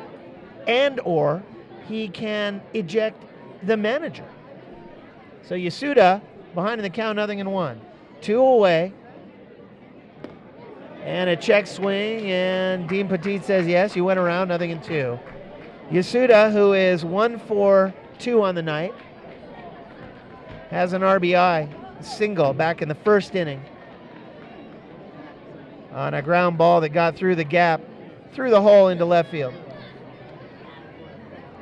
So Wenrick, who was hitting the ribs to lead things off here in the 5th, ended up getting thrown out on his way to second base on a fielder choice hit by Taylor Eads. And then Gavlik struck out. And now Yasuda waves at one, first base line, foul. So the 4th pitch from DeBar to Yasuda coming up. But so far in this AB, they've all been strikes, which would suggest that DeBar has complete control over things. And a long fly ball to left. And backing up is Williams. Now over to his left. He stops, stutter steps, and he's got it. And Yasuda let it ride, but the fly ball to left was not deep enough. Well, an official warning here in the 5th, and that certainly makes things interesting. I wonder what's going to happen in the bottom of the 5th. It'll be Jeremy Williams, Jake Taylor, and Ricky Gingras, 6-2. Tonight we have Jake A warning to chair. both And teams we have after Cassidy, 2 batters who's were gonna go hit through in a the series top of of the challenges. inning. All right, Cassidy. Well, when we come would back, you like some ice cream from the sweet Williams, spot, Taylor, or would you like Gingras to pie for the Jake? Pacifics. Schwieger still on the mound. G2 still to my right. It's that guy right there. That was And a we'll be pretty right easy back one. Now on it gets CMCM's tougher, coverage of the Cassidy. 2015 Would you Pacifics. like a gift certificate from...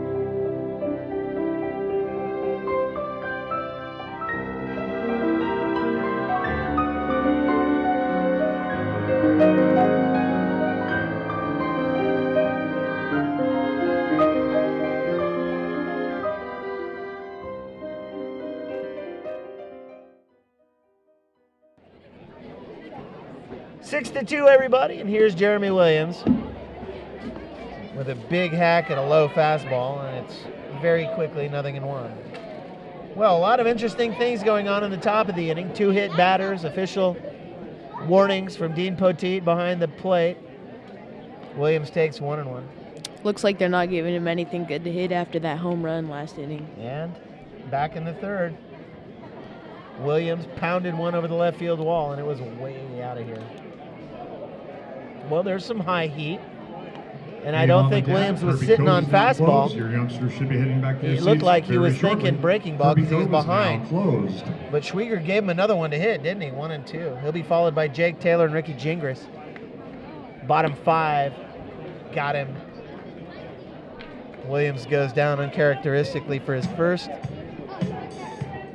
time at the plate tonight, having been retired. Number 45, Jake Taylor. Here's Jake Taylor, everybody. Taylor 1 for 2 on the night with a strikeout, a single to left, and a run scored. Taylor just his 3rd game with the Pacifics.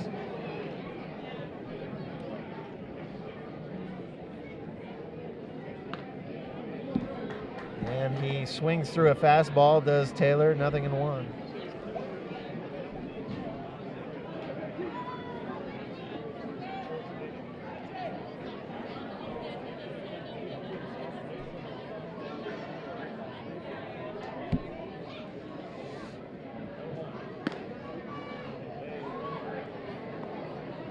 Taylor takes the 0-1 outside.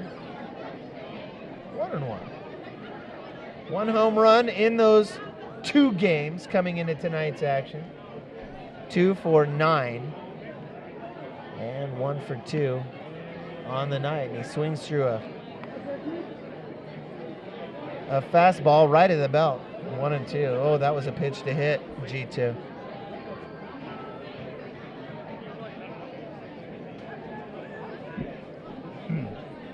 Gingras on deck. 1 away. Oh, across the knees, and he got him. Poteet rings him up. 2 away as Taylor goes looking. Now batting for your Pacifics, 25, Ricky Gingras. And here's Ricky Gingras. Gingras, a single to right field, a run scored, a strikeout back in the second. He's 1 for 2. 2 away. Schwieger strikes out Williams, strikes out Taylor. And a long fly ball to deep right, on its way, hurry back, gone, a home run! Toledo. Gingras powers one out over the right field wall. It's 7-2. Has a stewardess and a movie on it. No question about that. He smacked that ball.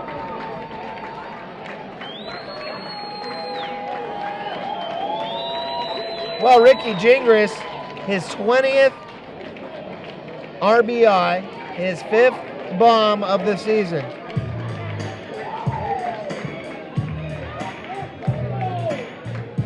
Now batting for And your here's Pacifics, Johnny number Bakakis. 5, Johnny Bakakis. Wow, he did it with 2 down.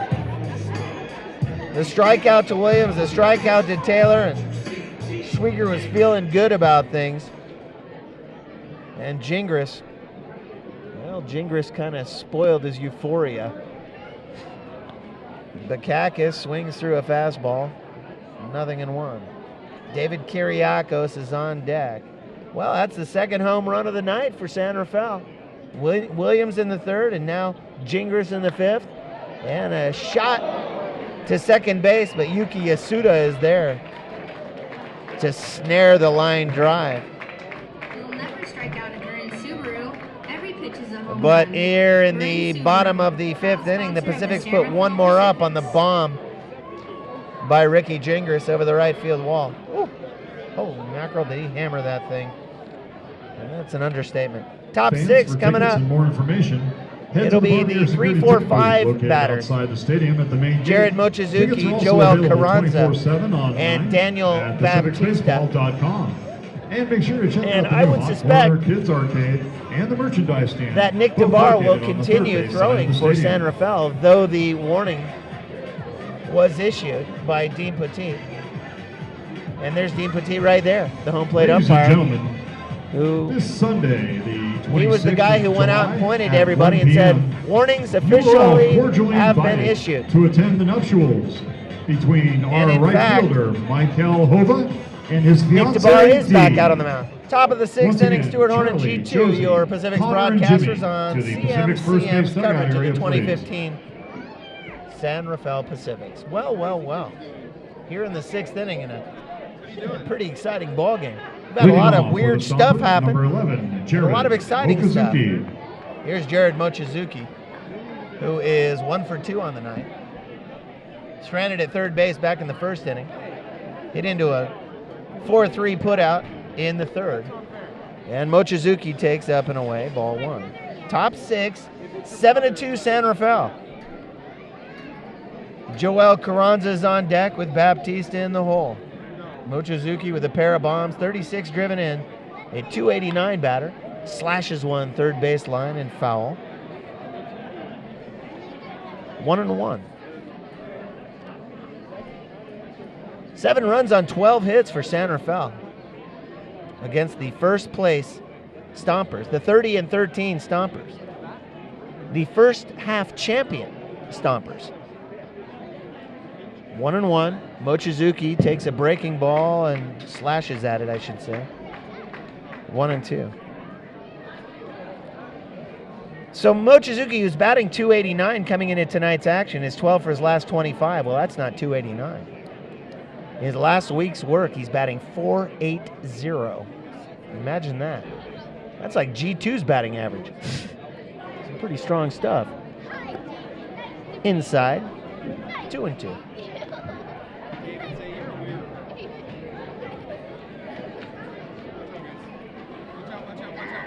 Just a pair of hits tonight so far for the Stompers, who averaged almost 7.5 runs a game. And now the count's full as Mochizuki takes upstairs. This update from AT&T in the bottom of the 5th is the Giants 5 and the Oakland A's 1. Giants leading the A's 5-1. Mark Carlson just let everybody in the stadium know. Interleague play, Giants and the A's. That's in San Francisco. Mochizuki, count is full. DeBar delivers, and he got him. Something off speed. Mochizuki was in front of it. And with the full count, and DeBar had the guts to junk Mochizuki right back to the dugout. 1 away. Joel Carranza. Here's Joel Carranza, the big slugger. Our next broadcast will be Tuesday night, and a lot of cool things happening during that one. That'll be the 28th. It'll be the first time that a professional baseball club will play with an electronic umpire as Carranza takes up 1-0. Eric Burns will be overseeing not only the Pat Tillman Foundation here at the ballpark, and part of the proceeds of that night's game goes to the Pat Tillman Foundation, as Eric Burns was here last year as Carranza takes low and away. 2-0. But the first time a professional ball club has ever gone with an electronic umpire behind home plate. How's that going to work? I have no idea. I've seen the pictures of the thing. The Pacifics have sent out the official announcement. 2-0 now to the big slugger Carranza, and he takes across the knees. 2-1. But apparently they are able to triangulate the hitting area very accurately with the use of several lasers. Triangulate, that would suggest 3. And Carranza fouls one back to the parking lot, 2-2. And get a very accurate strike zone. That'll be Tuesday night, and we're going to have it for you on the air right here on Channel 30, CMCM AT&T 99. So you want to tune in and check that out if you can't come down to the ballpark. First time any professional ball club's ever done it anywhere. Pacifics, once again, setting a new standard. Uh-oh. Fly ball to left. Williams looking up. Oh, brother. That was out of here by 18 miles, maybe more, G2. Carranza unloads. 7-3. Third home run of the night. The first 2 are by San Rafael, but Carranza just unleashed one into the tennis courts beyond left field. There's left field, and then there's a maintenance yard, and then way, way beyond that are the tennis courts. 44. And I think Carranza just deposited one. And I wouldn't want to be playing tennis tonight with Carranza at the plate. 7-3, everybody. Here's Daniel Baptista. Holy cow. That was a bomb. That was a bomb. Yeah. Did I mention that he hit it a long way? I think you did, Stu. Baptista takes low and away, 1-0. Baptista comes in 0 for 2 tonight with Mark Hurley on deck. 1 away, 1 run in. Just the third hit of the night. DeBar had gone through quite a few batters, with the exception of a couple of hit batsmen and a fielder's choice back in the 5th by Taylor Eads. Baptista fouls it away, 1-1. What's that wind blowing out to left field? I think that helped that one go as far as it did. It helped it a little bit. I think you're right. But boy, oh boy, did Carranza. That's his 7th home run. 29th RBI for Carranza. And Baptista, kind of with a Charlie Brown looking hack there. 1-2. Baptista's no slouch. You know, he's batting in the 5 hole. He's 8 for his last 22, a 339 hitter. But he did not look good on that previous swing as he takes outside 2-2. So on the year, Carranza is now 7 home runs and 29 RBIs. But he's back in the dugout. 2-2, Baptista, 6 bombs and 30 driven in with Hurley on deck. Top of the 6th inning. And a chopper foul.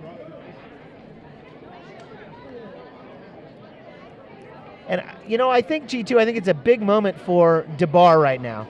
He really had an easy 2, 3, 4, 5. In fact, it was a pretty easy 5th, with the exception of a couple hit batters. But now all of a sudden, Carranza sent him a little wake-up call, a little friendly hello. And DeBar would like to get the squad back in the dugout quickly, obviously, but for his own psyche. Because I'm sure he wants to come out in the 7th. Breaking ball, and he punched him out. Baptista knew it. He started to lean toward the dugout, and Dean Poteet didn't even need to make a quick move, but he did the punch in the air as if to indicate strike 3. And here's Mark Hurley. Baptista goes down looking. Hurley, with a pair of strikeouts, both swinging, is 0 for 2 on the night. And both strikeouts came to end innings. And here's an opportunity for Hurley, should he somehow get out here, as he slashes one, right field line, and that is a fair ball as it gets down on the very first pitch. Hova digs it out. Hova throws it in. He slides, and somehow, as the tag is applied by Danny Gonzalez, Hurley is in there with a double, a sliding double. And from here, G2, it looked like he had him.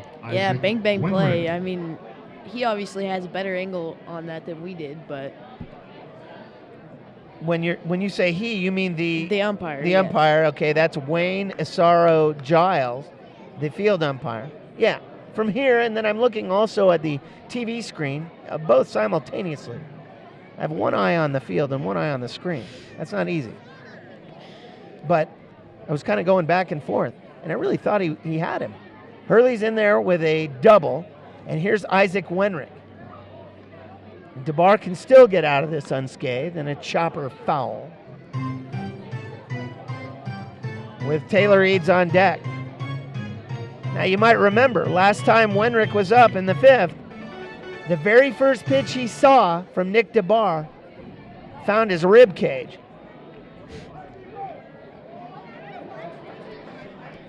And I bet Wenrick is not only thinking about it, but I'll bet he can feel it right now.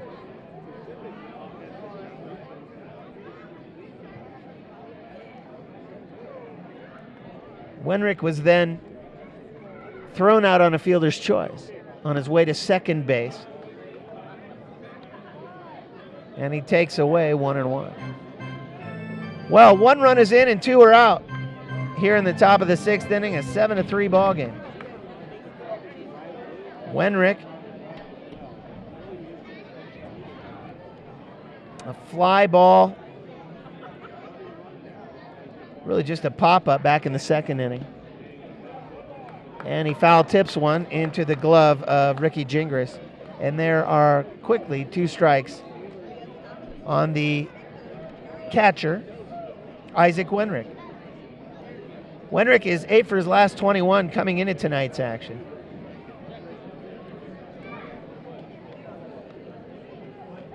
Officially 0 for 1 tonight.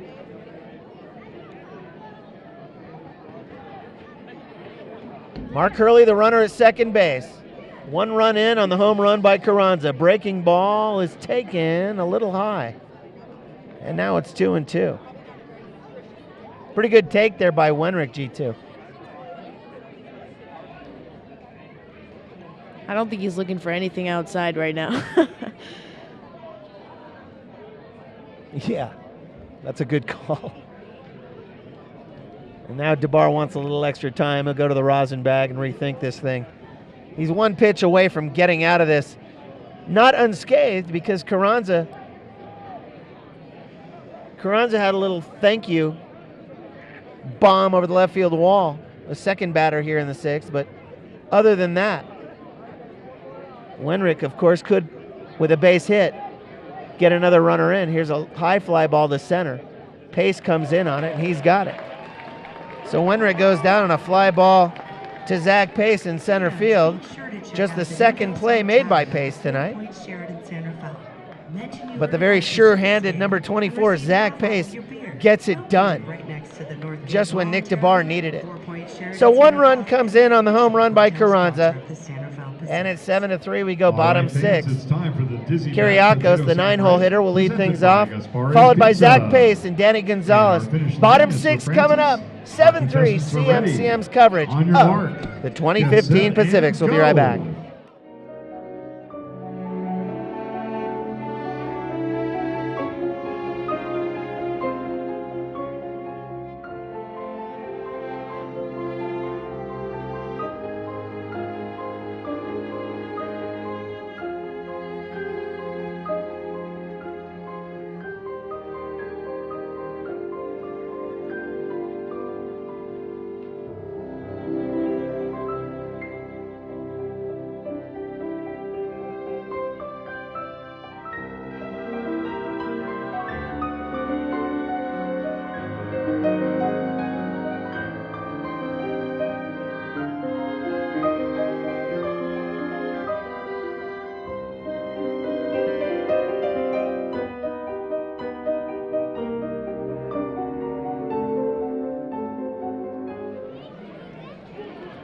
David Kiriakos to lead off in the bottom of the 6th for San Rafael.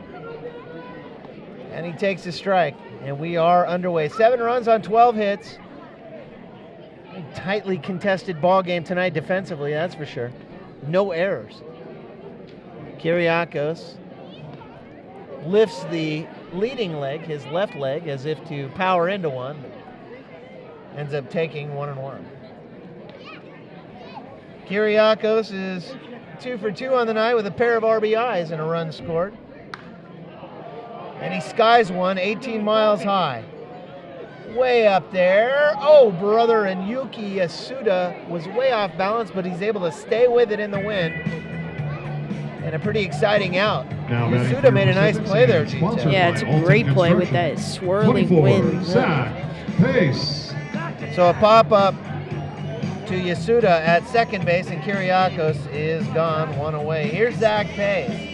He did what Mike Krukow calls the pop-up dance at second base.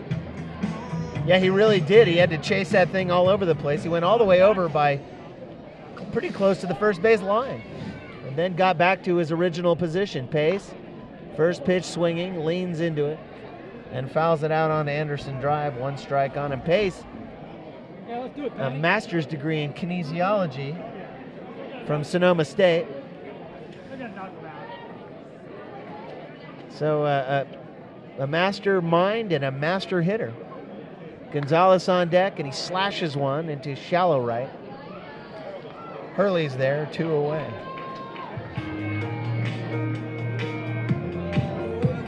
Here's Danny Gonzalez. For your Pacifics and sponsored by Chris Bottom of the Jewelers. 6th. Number 12. Quickly 2 Danny down. Gonzalez. Schwieger has retired 5 of his last 6. And he nails the outside part of the plate, and Gonzalez can't swing, but it's a strike. Just could not lean into that one. I say 5 of his last 6, but Ricky Gingras powered one over the right field wall. And a high strike now against Gonzalez, and quickly he's behind in the count. 0-2. Danny with a pair of knocks tonight. A fly ball back in the second.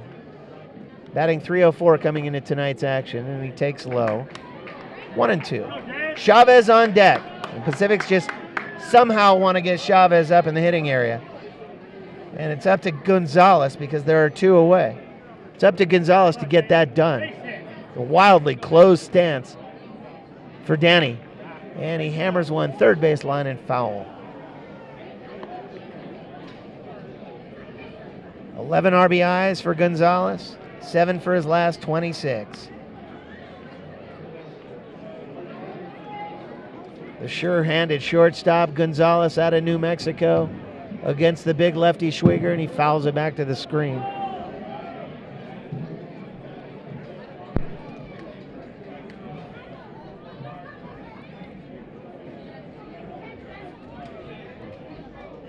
One ball and 2 strikes. Gonzalez steps in, waggles the bat, and here comes Schwieger. Off speed, and he hammers it first base line and just foul beyond the Pacific's bullpen. Seventh pitch coming up to Gonzalez.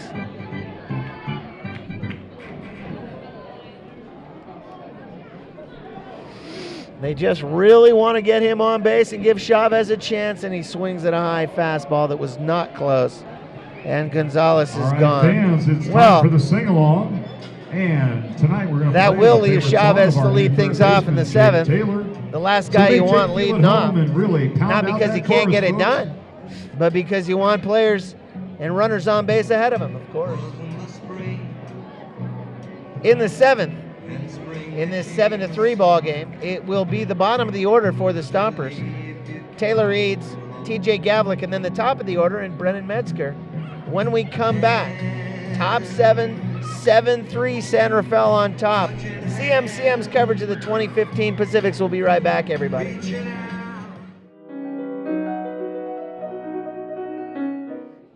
Taylor Eads will lead things off for the Stompers, who need base runners. Pacifics and Nick DeBar specifically would like to thwart that effort as Eads takes on the outside black. 1 strike on him. Eads, Gavlik, and Metzger here in the 7th. Stuart Horn and G2 on CMCM's coverage of the 2015 San Rafael Pacific, and a big breaking ball that Eads taken. And that was a thing of beauty. That was just a beautiful hanging breaking ball. It just fell off the table.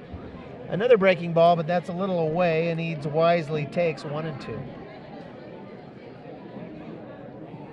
Just his 9th game. There we are, everybody, in the opulent CMCM broadcast booth. Happy you're with us tonight. Just his 9th game with the Stompers. Oh, and it just missed just an inch or so outside, and DeBar looks to the heavens and says, good heavens. 2-2. I'm not sure what he said. But I know that Eads has 9 RBIs, and he's batting .444 over the last week's work. And a high fastball is whacked into right field, and coming through the grandstand to collect your trash and recyclables. Johnny Bakakis is there in plenty of time. Here's TJ Gavlik. Storage, Marin Clean Energy, and Marin Sanitary for helping us make our ballpark litter-free. Well, Gavlik on the night has struck out a couple of times. Number 3, once looking, TJ once swinging. Gavlik. but he has not made a lot of contact. Struck out on the 5th pitch in the 2nd and the 4th pitch in the 5th. Gavlik is due. He's batting .280, 7 for his last 25. There's Nick DeBar on the mound as the camera pulls back, and a chopper to first. Underhanded Nice from play Chavez there to by DeBar Chavez. covering, and there are 2 away. Along with DeBar, that defensive play brought to you by First Federal Bank. of 3 to Santa the Fe, covering 1, bridging and barriers here's in communities since the leadoff batter, 1963. Brennan Metzger, Now who's batting only in his number 4th two, game Brennan Metzger. with his Stompers. Last time up, Metzger was nailed by DeBar, which led then to the warning of both squads by Dean Poteet, the home plate umpire. Metzger officially 0 for 2 on the night with a strikeout and a run scored. Wait a minute, where did he get the run scored? Well, way back in the 1st, as a breaking ball is taken for a strike. So if you haven't been with us or weren't with us in the 1st, Metzger led off the game by striking out, but it got away from Gingras and he stole first base, and then subsequently came around to score on the RBI by Yuki Yasuda. This is powered into shallow center. Pace picks it up on a hop, and Brennan Metzger has his first hit of the night. Supporting our award-winning Pacifics baseball team and the business community. You are our all-stars. Let's go Pacifics. Metzger delivers a single to center, shallow Now batting center, first and up here's is number Yasuda. 8, Yuki Yasuda. So Yuki Yasuda, the second baseman, batting .346, 9 for his last 26 at-bats. Knocked Metzger in way back in the 1st with an RBI to left field. But since then has been hitless with a couple of fly balls. Jared Mochizuki is on deck, 2 down as DeBar fires over to first base, but Metzger scurries back to the bag in plenty of time. Yasuda, a .315 hitter overall, has amassed 13 RBIs. DeBar hangs a breaking ball up in the zone, and Yasuda takes 1-0. Frankly, G2, I think that DeBar's lucky Yasuda didn't knock that thing out of here, because it was breaking nicely, but it was high in the zone, and it broke right across the hitting area. Runner goes. Gingras is out of his crouch, and the throw down. Gonzalez with a perfect tag, and he thought he had Metzger, who slid in, and DeBar is now arguing with Wayne Isaro Giles, the field umpire, but only for a moment. I am serious, and don't call me Shirley. We've had a lot of controversial calls at second base today, and every single one has been called safe.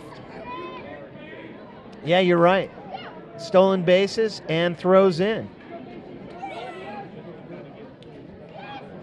And DeBar doesn't look happy.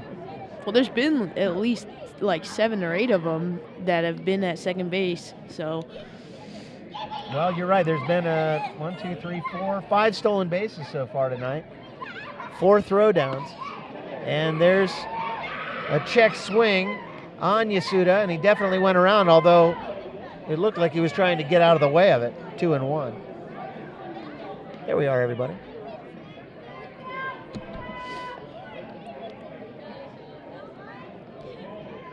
But sometimes when you're falling back and out of the way of it, the barrel of the bat crosses the front of the plate, and it's a strike. Yasuda back in there. DeBar looks the runner back to second, and here it is.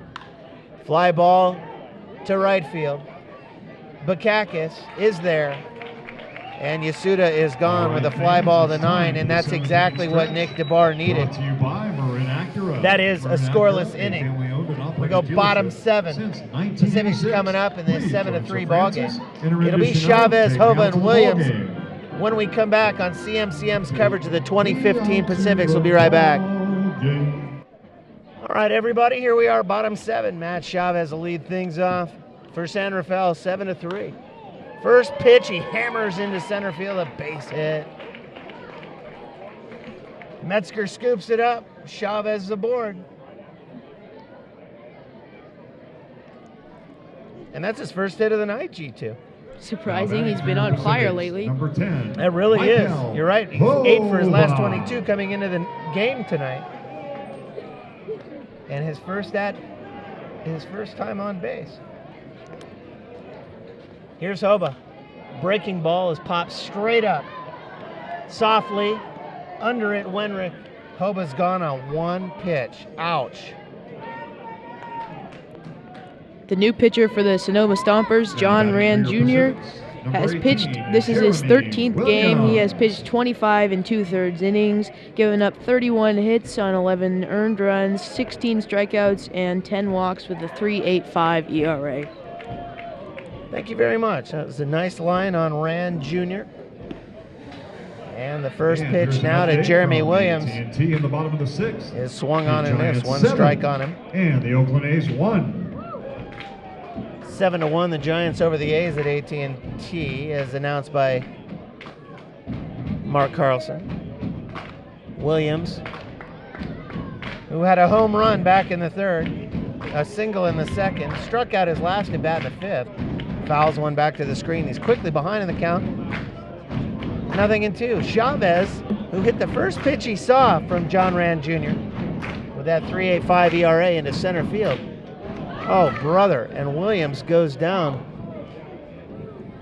And I think he pulled a muscle. He was so off Now balance, batting for your Pacifics. swinging Number at just 45, a funky Jake breaking ball. Taylor. And Williams, dejected, heads back to the dugout. And I think he pulled a muscle in either his ankle or his wrist.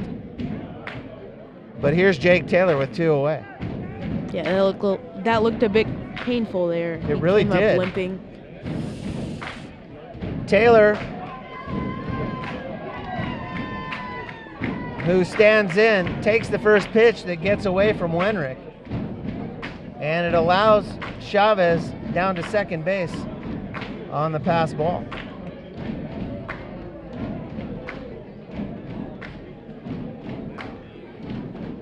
The fans are really getting into it now. Well, I'll tell you, I don't think the fans expected at this point. Now, there's a lot of baseball to go, but for the Pacifics to be up 7-3, especially after the way the game got started, you know. Taylor stands in now, 1-0. Yeah, if it weren't for that awkward start, they would be up 7-1. So they're playing great baseball right now. You're absolutely right. Chavez at second base, 2 away. Taylor the batter. Fouls one behind the screen. And now it's 1-1.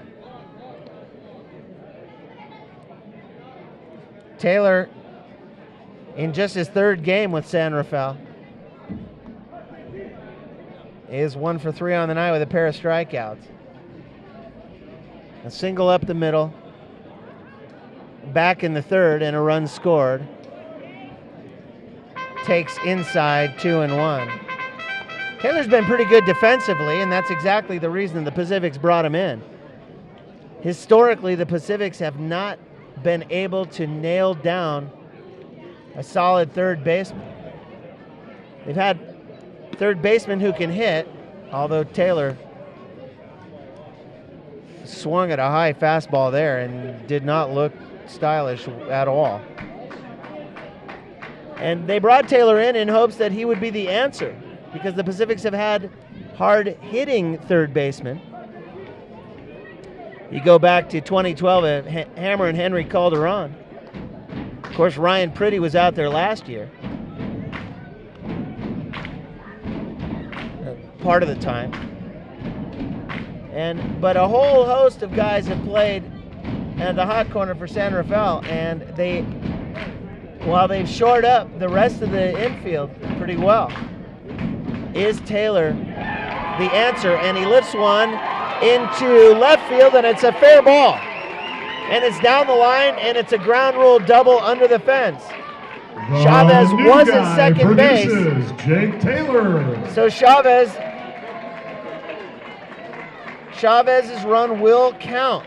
as he was at second base. It's a Now ground batting for rule the double. Pacifics, 25, Ricky Gingras. And Jake Taylor delivers, and it's 8-3. His second hit of the night, and that brings Ricky Gingras up. But more importantly, it's an RBI for Taylor.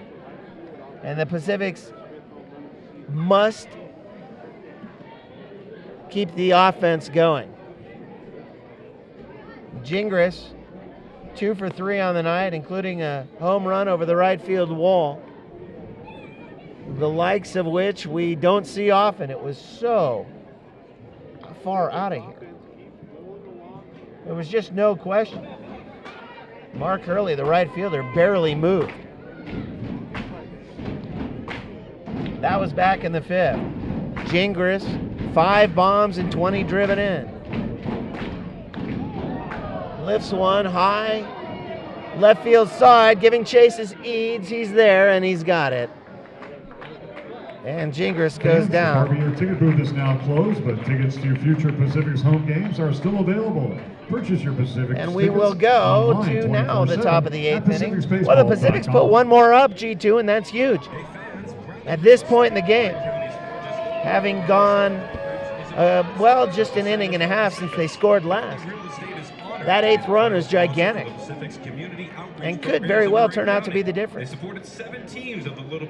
Here in the top of the 8th inning, it'll be Jared Mochizuki, followed by Joel Carranza and Daniel Baptista, the 3, 4, 5 batters when we come back. Top 8, 8-3 San Rafael. CM's coverage of the 2015 San Rafael Pacifics. We'll be right back.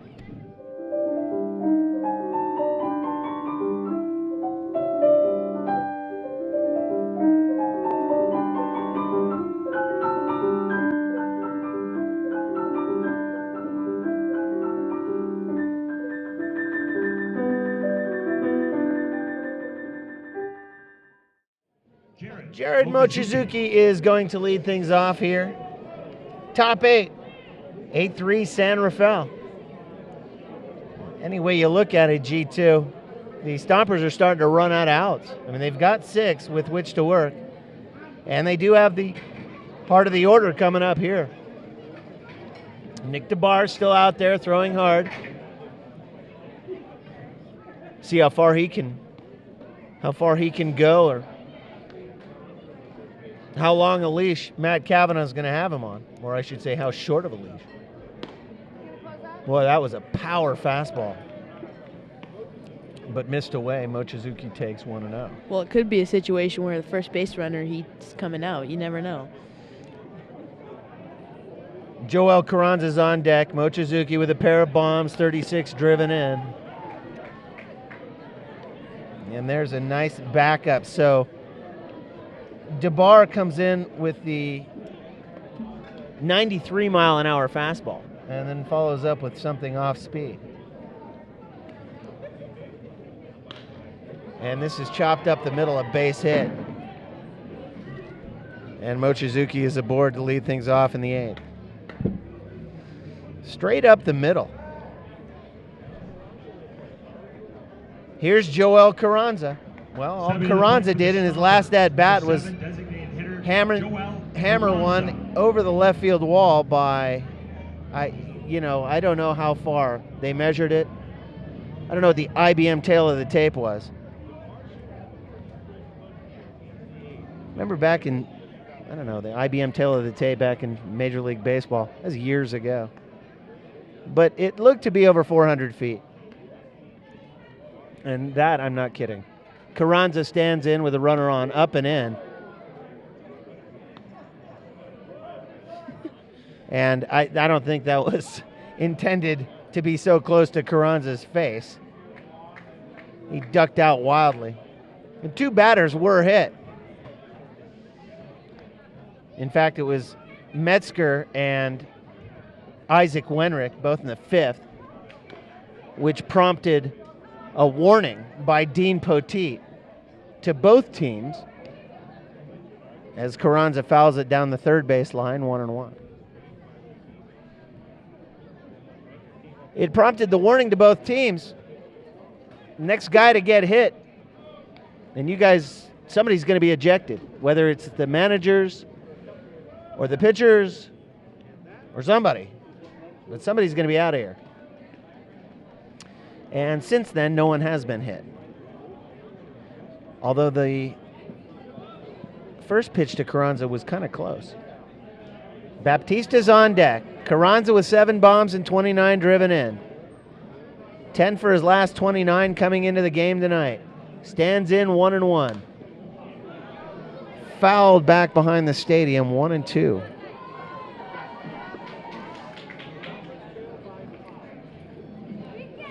The home run that Carranza hit in the 6th with his 7th of the season.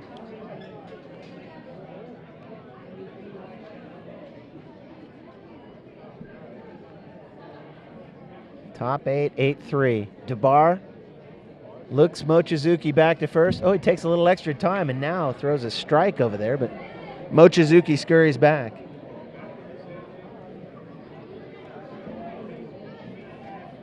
Here in the 8th, nobody out. Mochizuki at first base. Led things off with a single up the middle. Chavez holds him on. DeBar comes home. Runner goes. Hit and run. Chopper to Gonzalez at short. A soft toss over to first. Mochizuki to second base as he was on the move. And Carranza is out of fielder's choice. For the Stompers, number 44, first baseman Daniel Baptista. 6-4. Check it, 6-3. And here's Baptista. Baptista over 3 on the night with a pair of strikeouts. One looking, one swinging.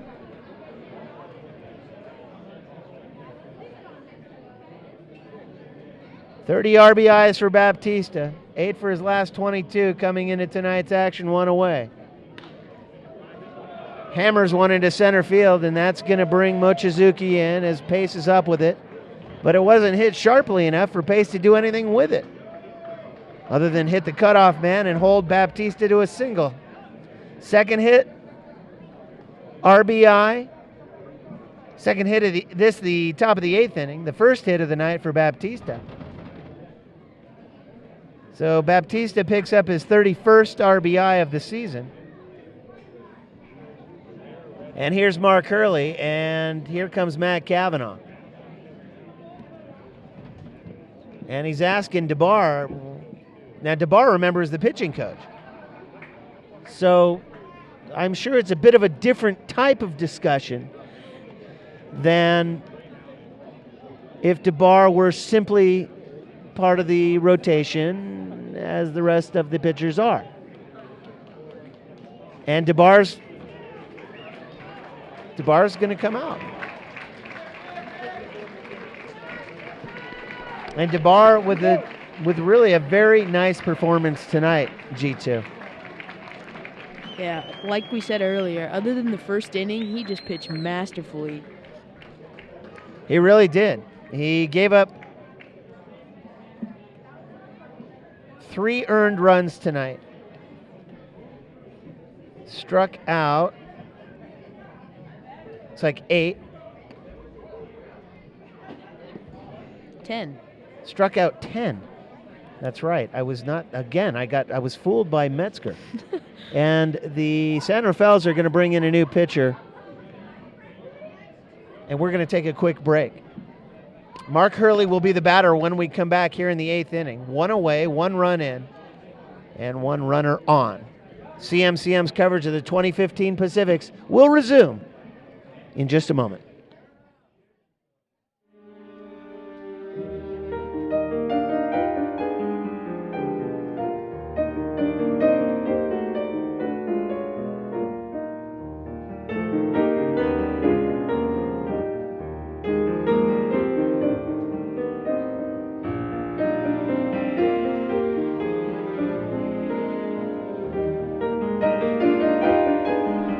Well, making his Pacific's debut is number 27, Guadalupe Ferreira on the mound, the big right-hander, and the first pitch is low and away, and then a snap throw by Ricky Gingras down to the covering Chavez. in hopes of getting the leaning Daniel Baptista. But it just turns out to be a very dramatic ball to Mark Hurley. Isaac Wenrick is on deck, 1 away, 1 run in. Baptista at first. And the hard-throwing right-hander Guadalupe Ferreira is outside 2-0. Well, Barrera has pitched in one game for the Pacifics, and he has 1 inning pitched, 3 hits, and 2 earned runs, which makes an 18.0 ERA. Up and in to Hurley, and now it's 3-0 from Guadalupe Ferreira. Well, that's very interesting because they announced Ferreira as making his Pacifics debut tonight, but apparently it's his Albert Park debut, not his Pacifics debut, and he pours a strike in there beautifully, 3-1.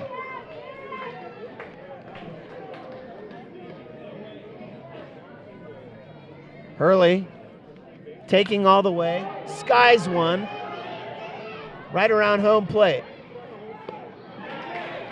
Gingras is able to back up on it and make the put out, 2 down. Well, that's exactly what Ferreira needed. Nick DeBar, who came in, 10 strikeouts. Number 25, Isaac Wenrick. Gave up 4 runs, 3 earned. Replaced by Guadalupe Ferreira, and here's Isaac Wenrick.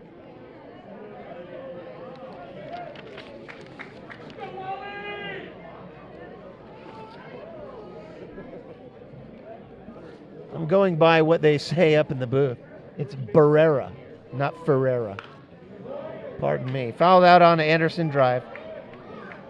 Wenrick, the mighty hack, is behind the count, 0-1.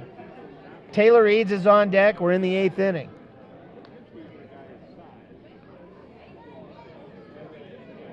Stompers, 4 runs on 7 hits. Barrera comes home, a chopper to first. Chavez gets in the way of it, steps on the bag, 3 unassisted, goes Wenrick. That was a big league play to stay with it. Good work there by the Pacific's first baseman, Matt Chavez. Bottom 8 coming up, San Rafael on the attack, Bakakis, Kiriakos, then the top of the order in Zach Pace. 8-4 when we come back. CMCM's coverage of the 2015 Pacifics. We'll be right back. All right, everybody. Johnny Bakakis is going to lead things off for San Rafael. John Rand Jr. still out on the mound for the Stompers. And the first pitch is a fastball, and it's fouled back to the parking lot. Bakakis behind in the count, 0-1. Bakakis, Kiriakos, and Pace here in the bottom of the 8th inning. 8-4 San Rafael. The breaking ball is poured in there, taken strike 2. Whew. That was a honey right there. Just a funky breaking ball that had Bakakis completely twisted up, and now he takes up and away 1-2.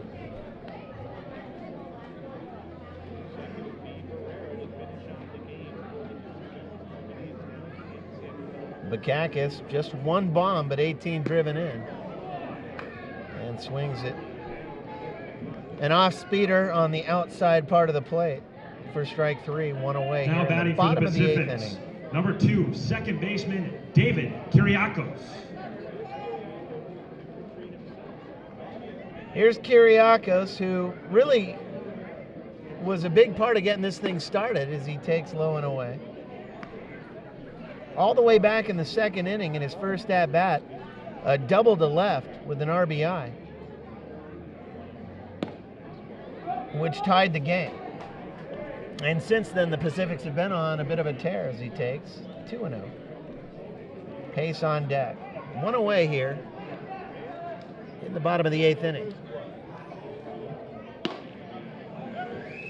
Now he takes a high strike, 2-1.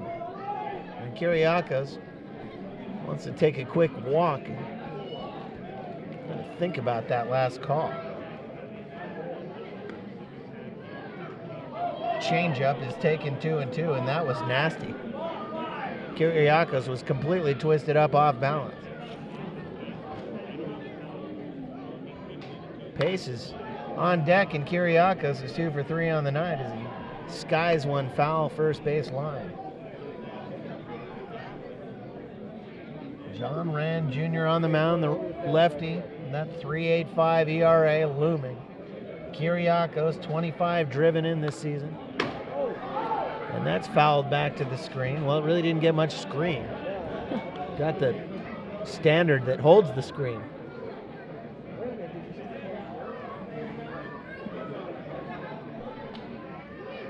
As the Pacific's bat boy runs out and brings Dean Poteet another pouch full of game balls. 2-2. Kiriak, takes up and in, and now it's full. That almost caught him on the shoulder. With both teams having been issued a warning, I would not want to be on the mound when the next guy gets whacked. And this is whacked foul.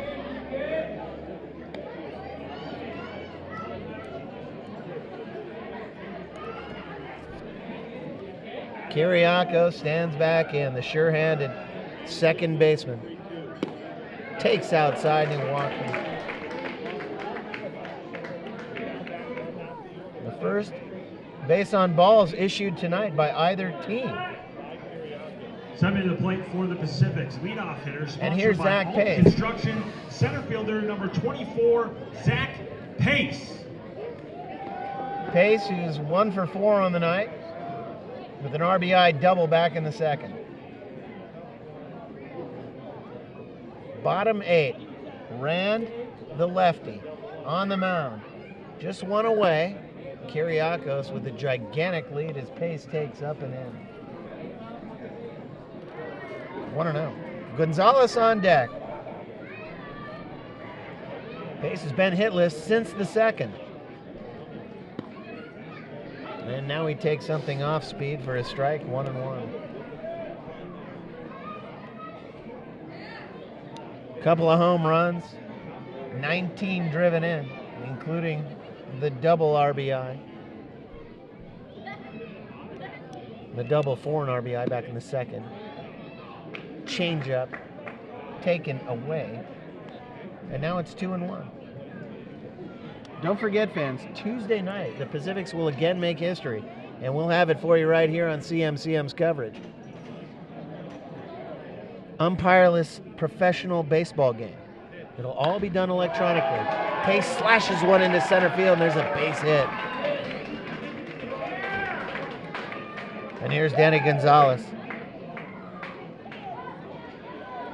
Now batting for the Pacifics, sponsored by... Well, Kiriakos is able to move over to second base on the knock by Zach Pace. And Gonzalez, who's 2 for 4 on the night,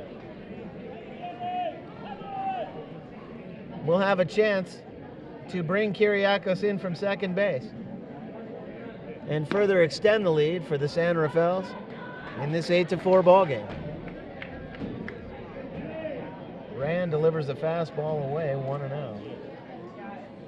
Danny with 11 RBIs, 7 for his last 26 coming into tonight's action with Matt Chavez on deck.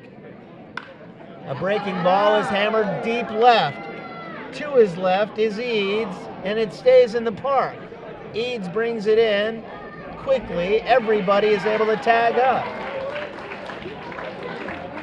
Man, Danny Gonzalez gave it a ride, and for a second,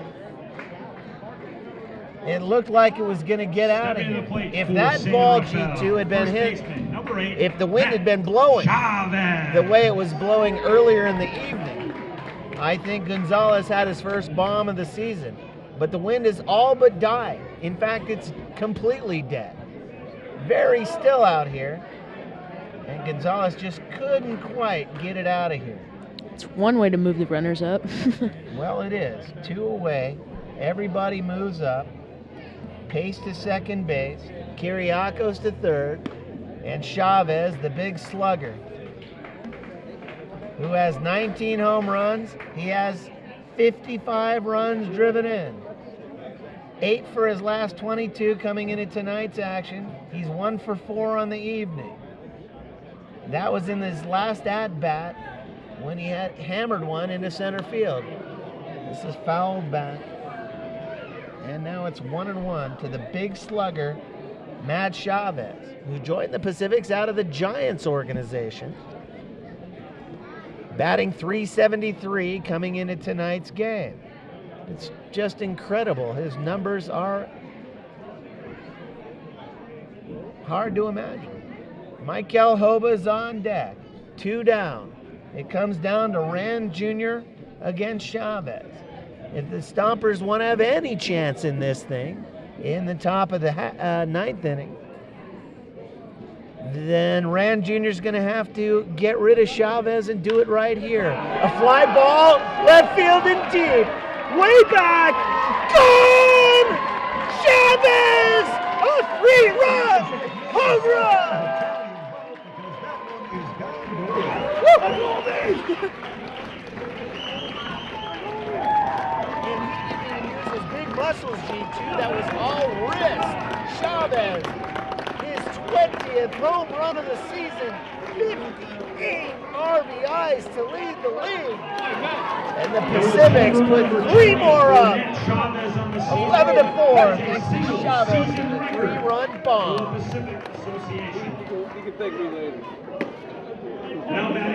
That one might have been farther than Carranza's, and we were like stunned by Carranza's bomb. Chavez picks up 3 more RBIs, and here's Michael, who swings at a fastball, and it's 1-1. Hova is 0 for 4 tonight. Holy cow. The crowd is just electrified by the late inning smash by Chavez. It was really a swat. It was very wristy, and it barely stayed fair down the third base line. But Taylor Eads, the left fielder, didn't even move. It was just a towering shot. Hova, 2-1. First base line toward Jane's First Base Cafe. Well, the thing about having those numbers is they've only played 44 games coming into tonight, and he had 55 RBIs and 19 home runs. And now 20 home runs and 58, and Yeah. Hoba goes down swinging, and Hoba is gone for the 5th time tonight. Well, fans, as the Stompers come up for what could be the last time tonight as we go to the top of the 9th We inning, want to remind you we that must Golden Gate reflect Transit is the #1 way to on get to a Pacifics game. And the Alpha Farm monster is an easy blast walk by from Matt the Transit Chavez Center. Call here in the bottom of the 8th 511 or inning visit as he drives in 3 goldengate.org. with a towering, majestic rainbow over the left field wall. We're 30 seconds away from It was taking really this. something to Let's behold. try to win. Top 9 coming up. Not too much. Taylor Eads, TJ Gavlik, Too much. Brennan Metzger, the 8-9-1 hitters for the Stompers in their last opportunity in regulation play. Stompers down by 7 runs. See if the Pacifics can put this one away. 3 outs to go for the Stompers when we come back right here on CMCM's coverage of the 2015 San Rafael Pacifics. G2 and I will be right back. All right, everybody. Taylor Eads is going to lead things off for the Stompers.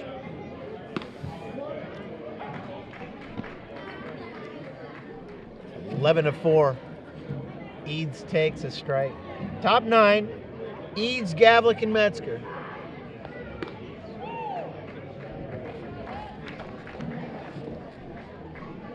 And see, let's get his number first. It might be the same guy. It might be Barrera. And it is. Yeah. So Barrera's out there to end things as best he can, and he gets a good start toward that end by striking out Taylor Eads. And here's TJ Gavlik. Top 9, everybody, and the crowd's still Now buzzing. batting for Sonoma. G2 and I are Third certainly baseman, buzzing Number 3, TJ Gavlik. about the blast by Chavez.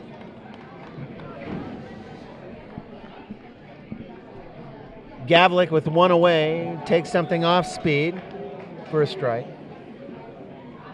Brennan Metzger is on deck. here in the 9th inning. Barrera working very quickly. Guadalupe Barrera. And now it's 1-1 to Gavlik, the third baseman. To Kiriakos is second. 2 down.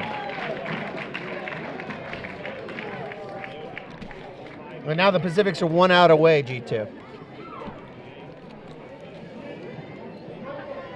Don't forget, everybody, Tuesday night will be our next telecast, the 28th. Center fielder, number 2, Brennan Eric Burns night, Pat Tillman Foundation, and umpireless electronic home plate umpire. So it's just not umpireless, it's just not a human.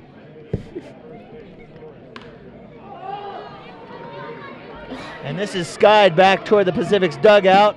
Oh, brother. And that hit right in the middle of the chair, where I think Matt Chavez, no, it couldn't have been Matt Chavez. One of the Pacifics was sitting,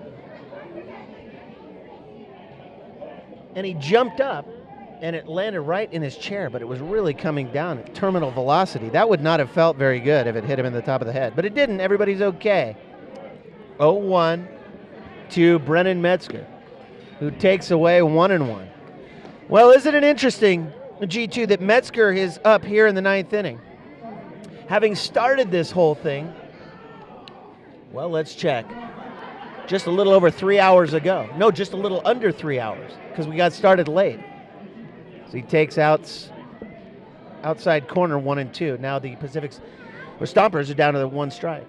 The game got started at 7:21. It was originally scheduled for 7:05. And there's a fly ball to right. This could do it. Bakakis, he's under it. Pacifics win. As Bakakis with a fine grab. Well, an 11-4 total in favor of the Pacifics. And a fine job by Guadalupe Barrera, his first Albert Park game for San Rafael. And very nice work by San Rafael. Nick DeBar, who moves to 3-4 with the win.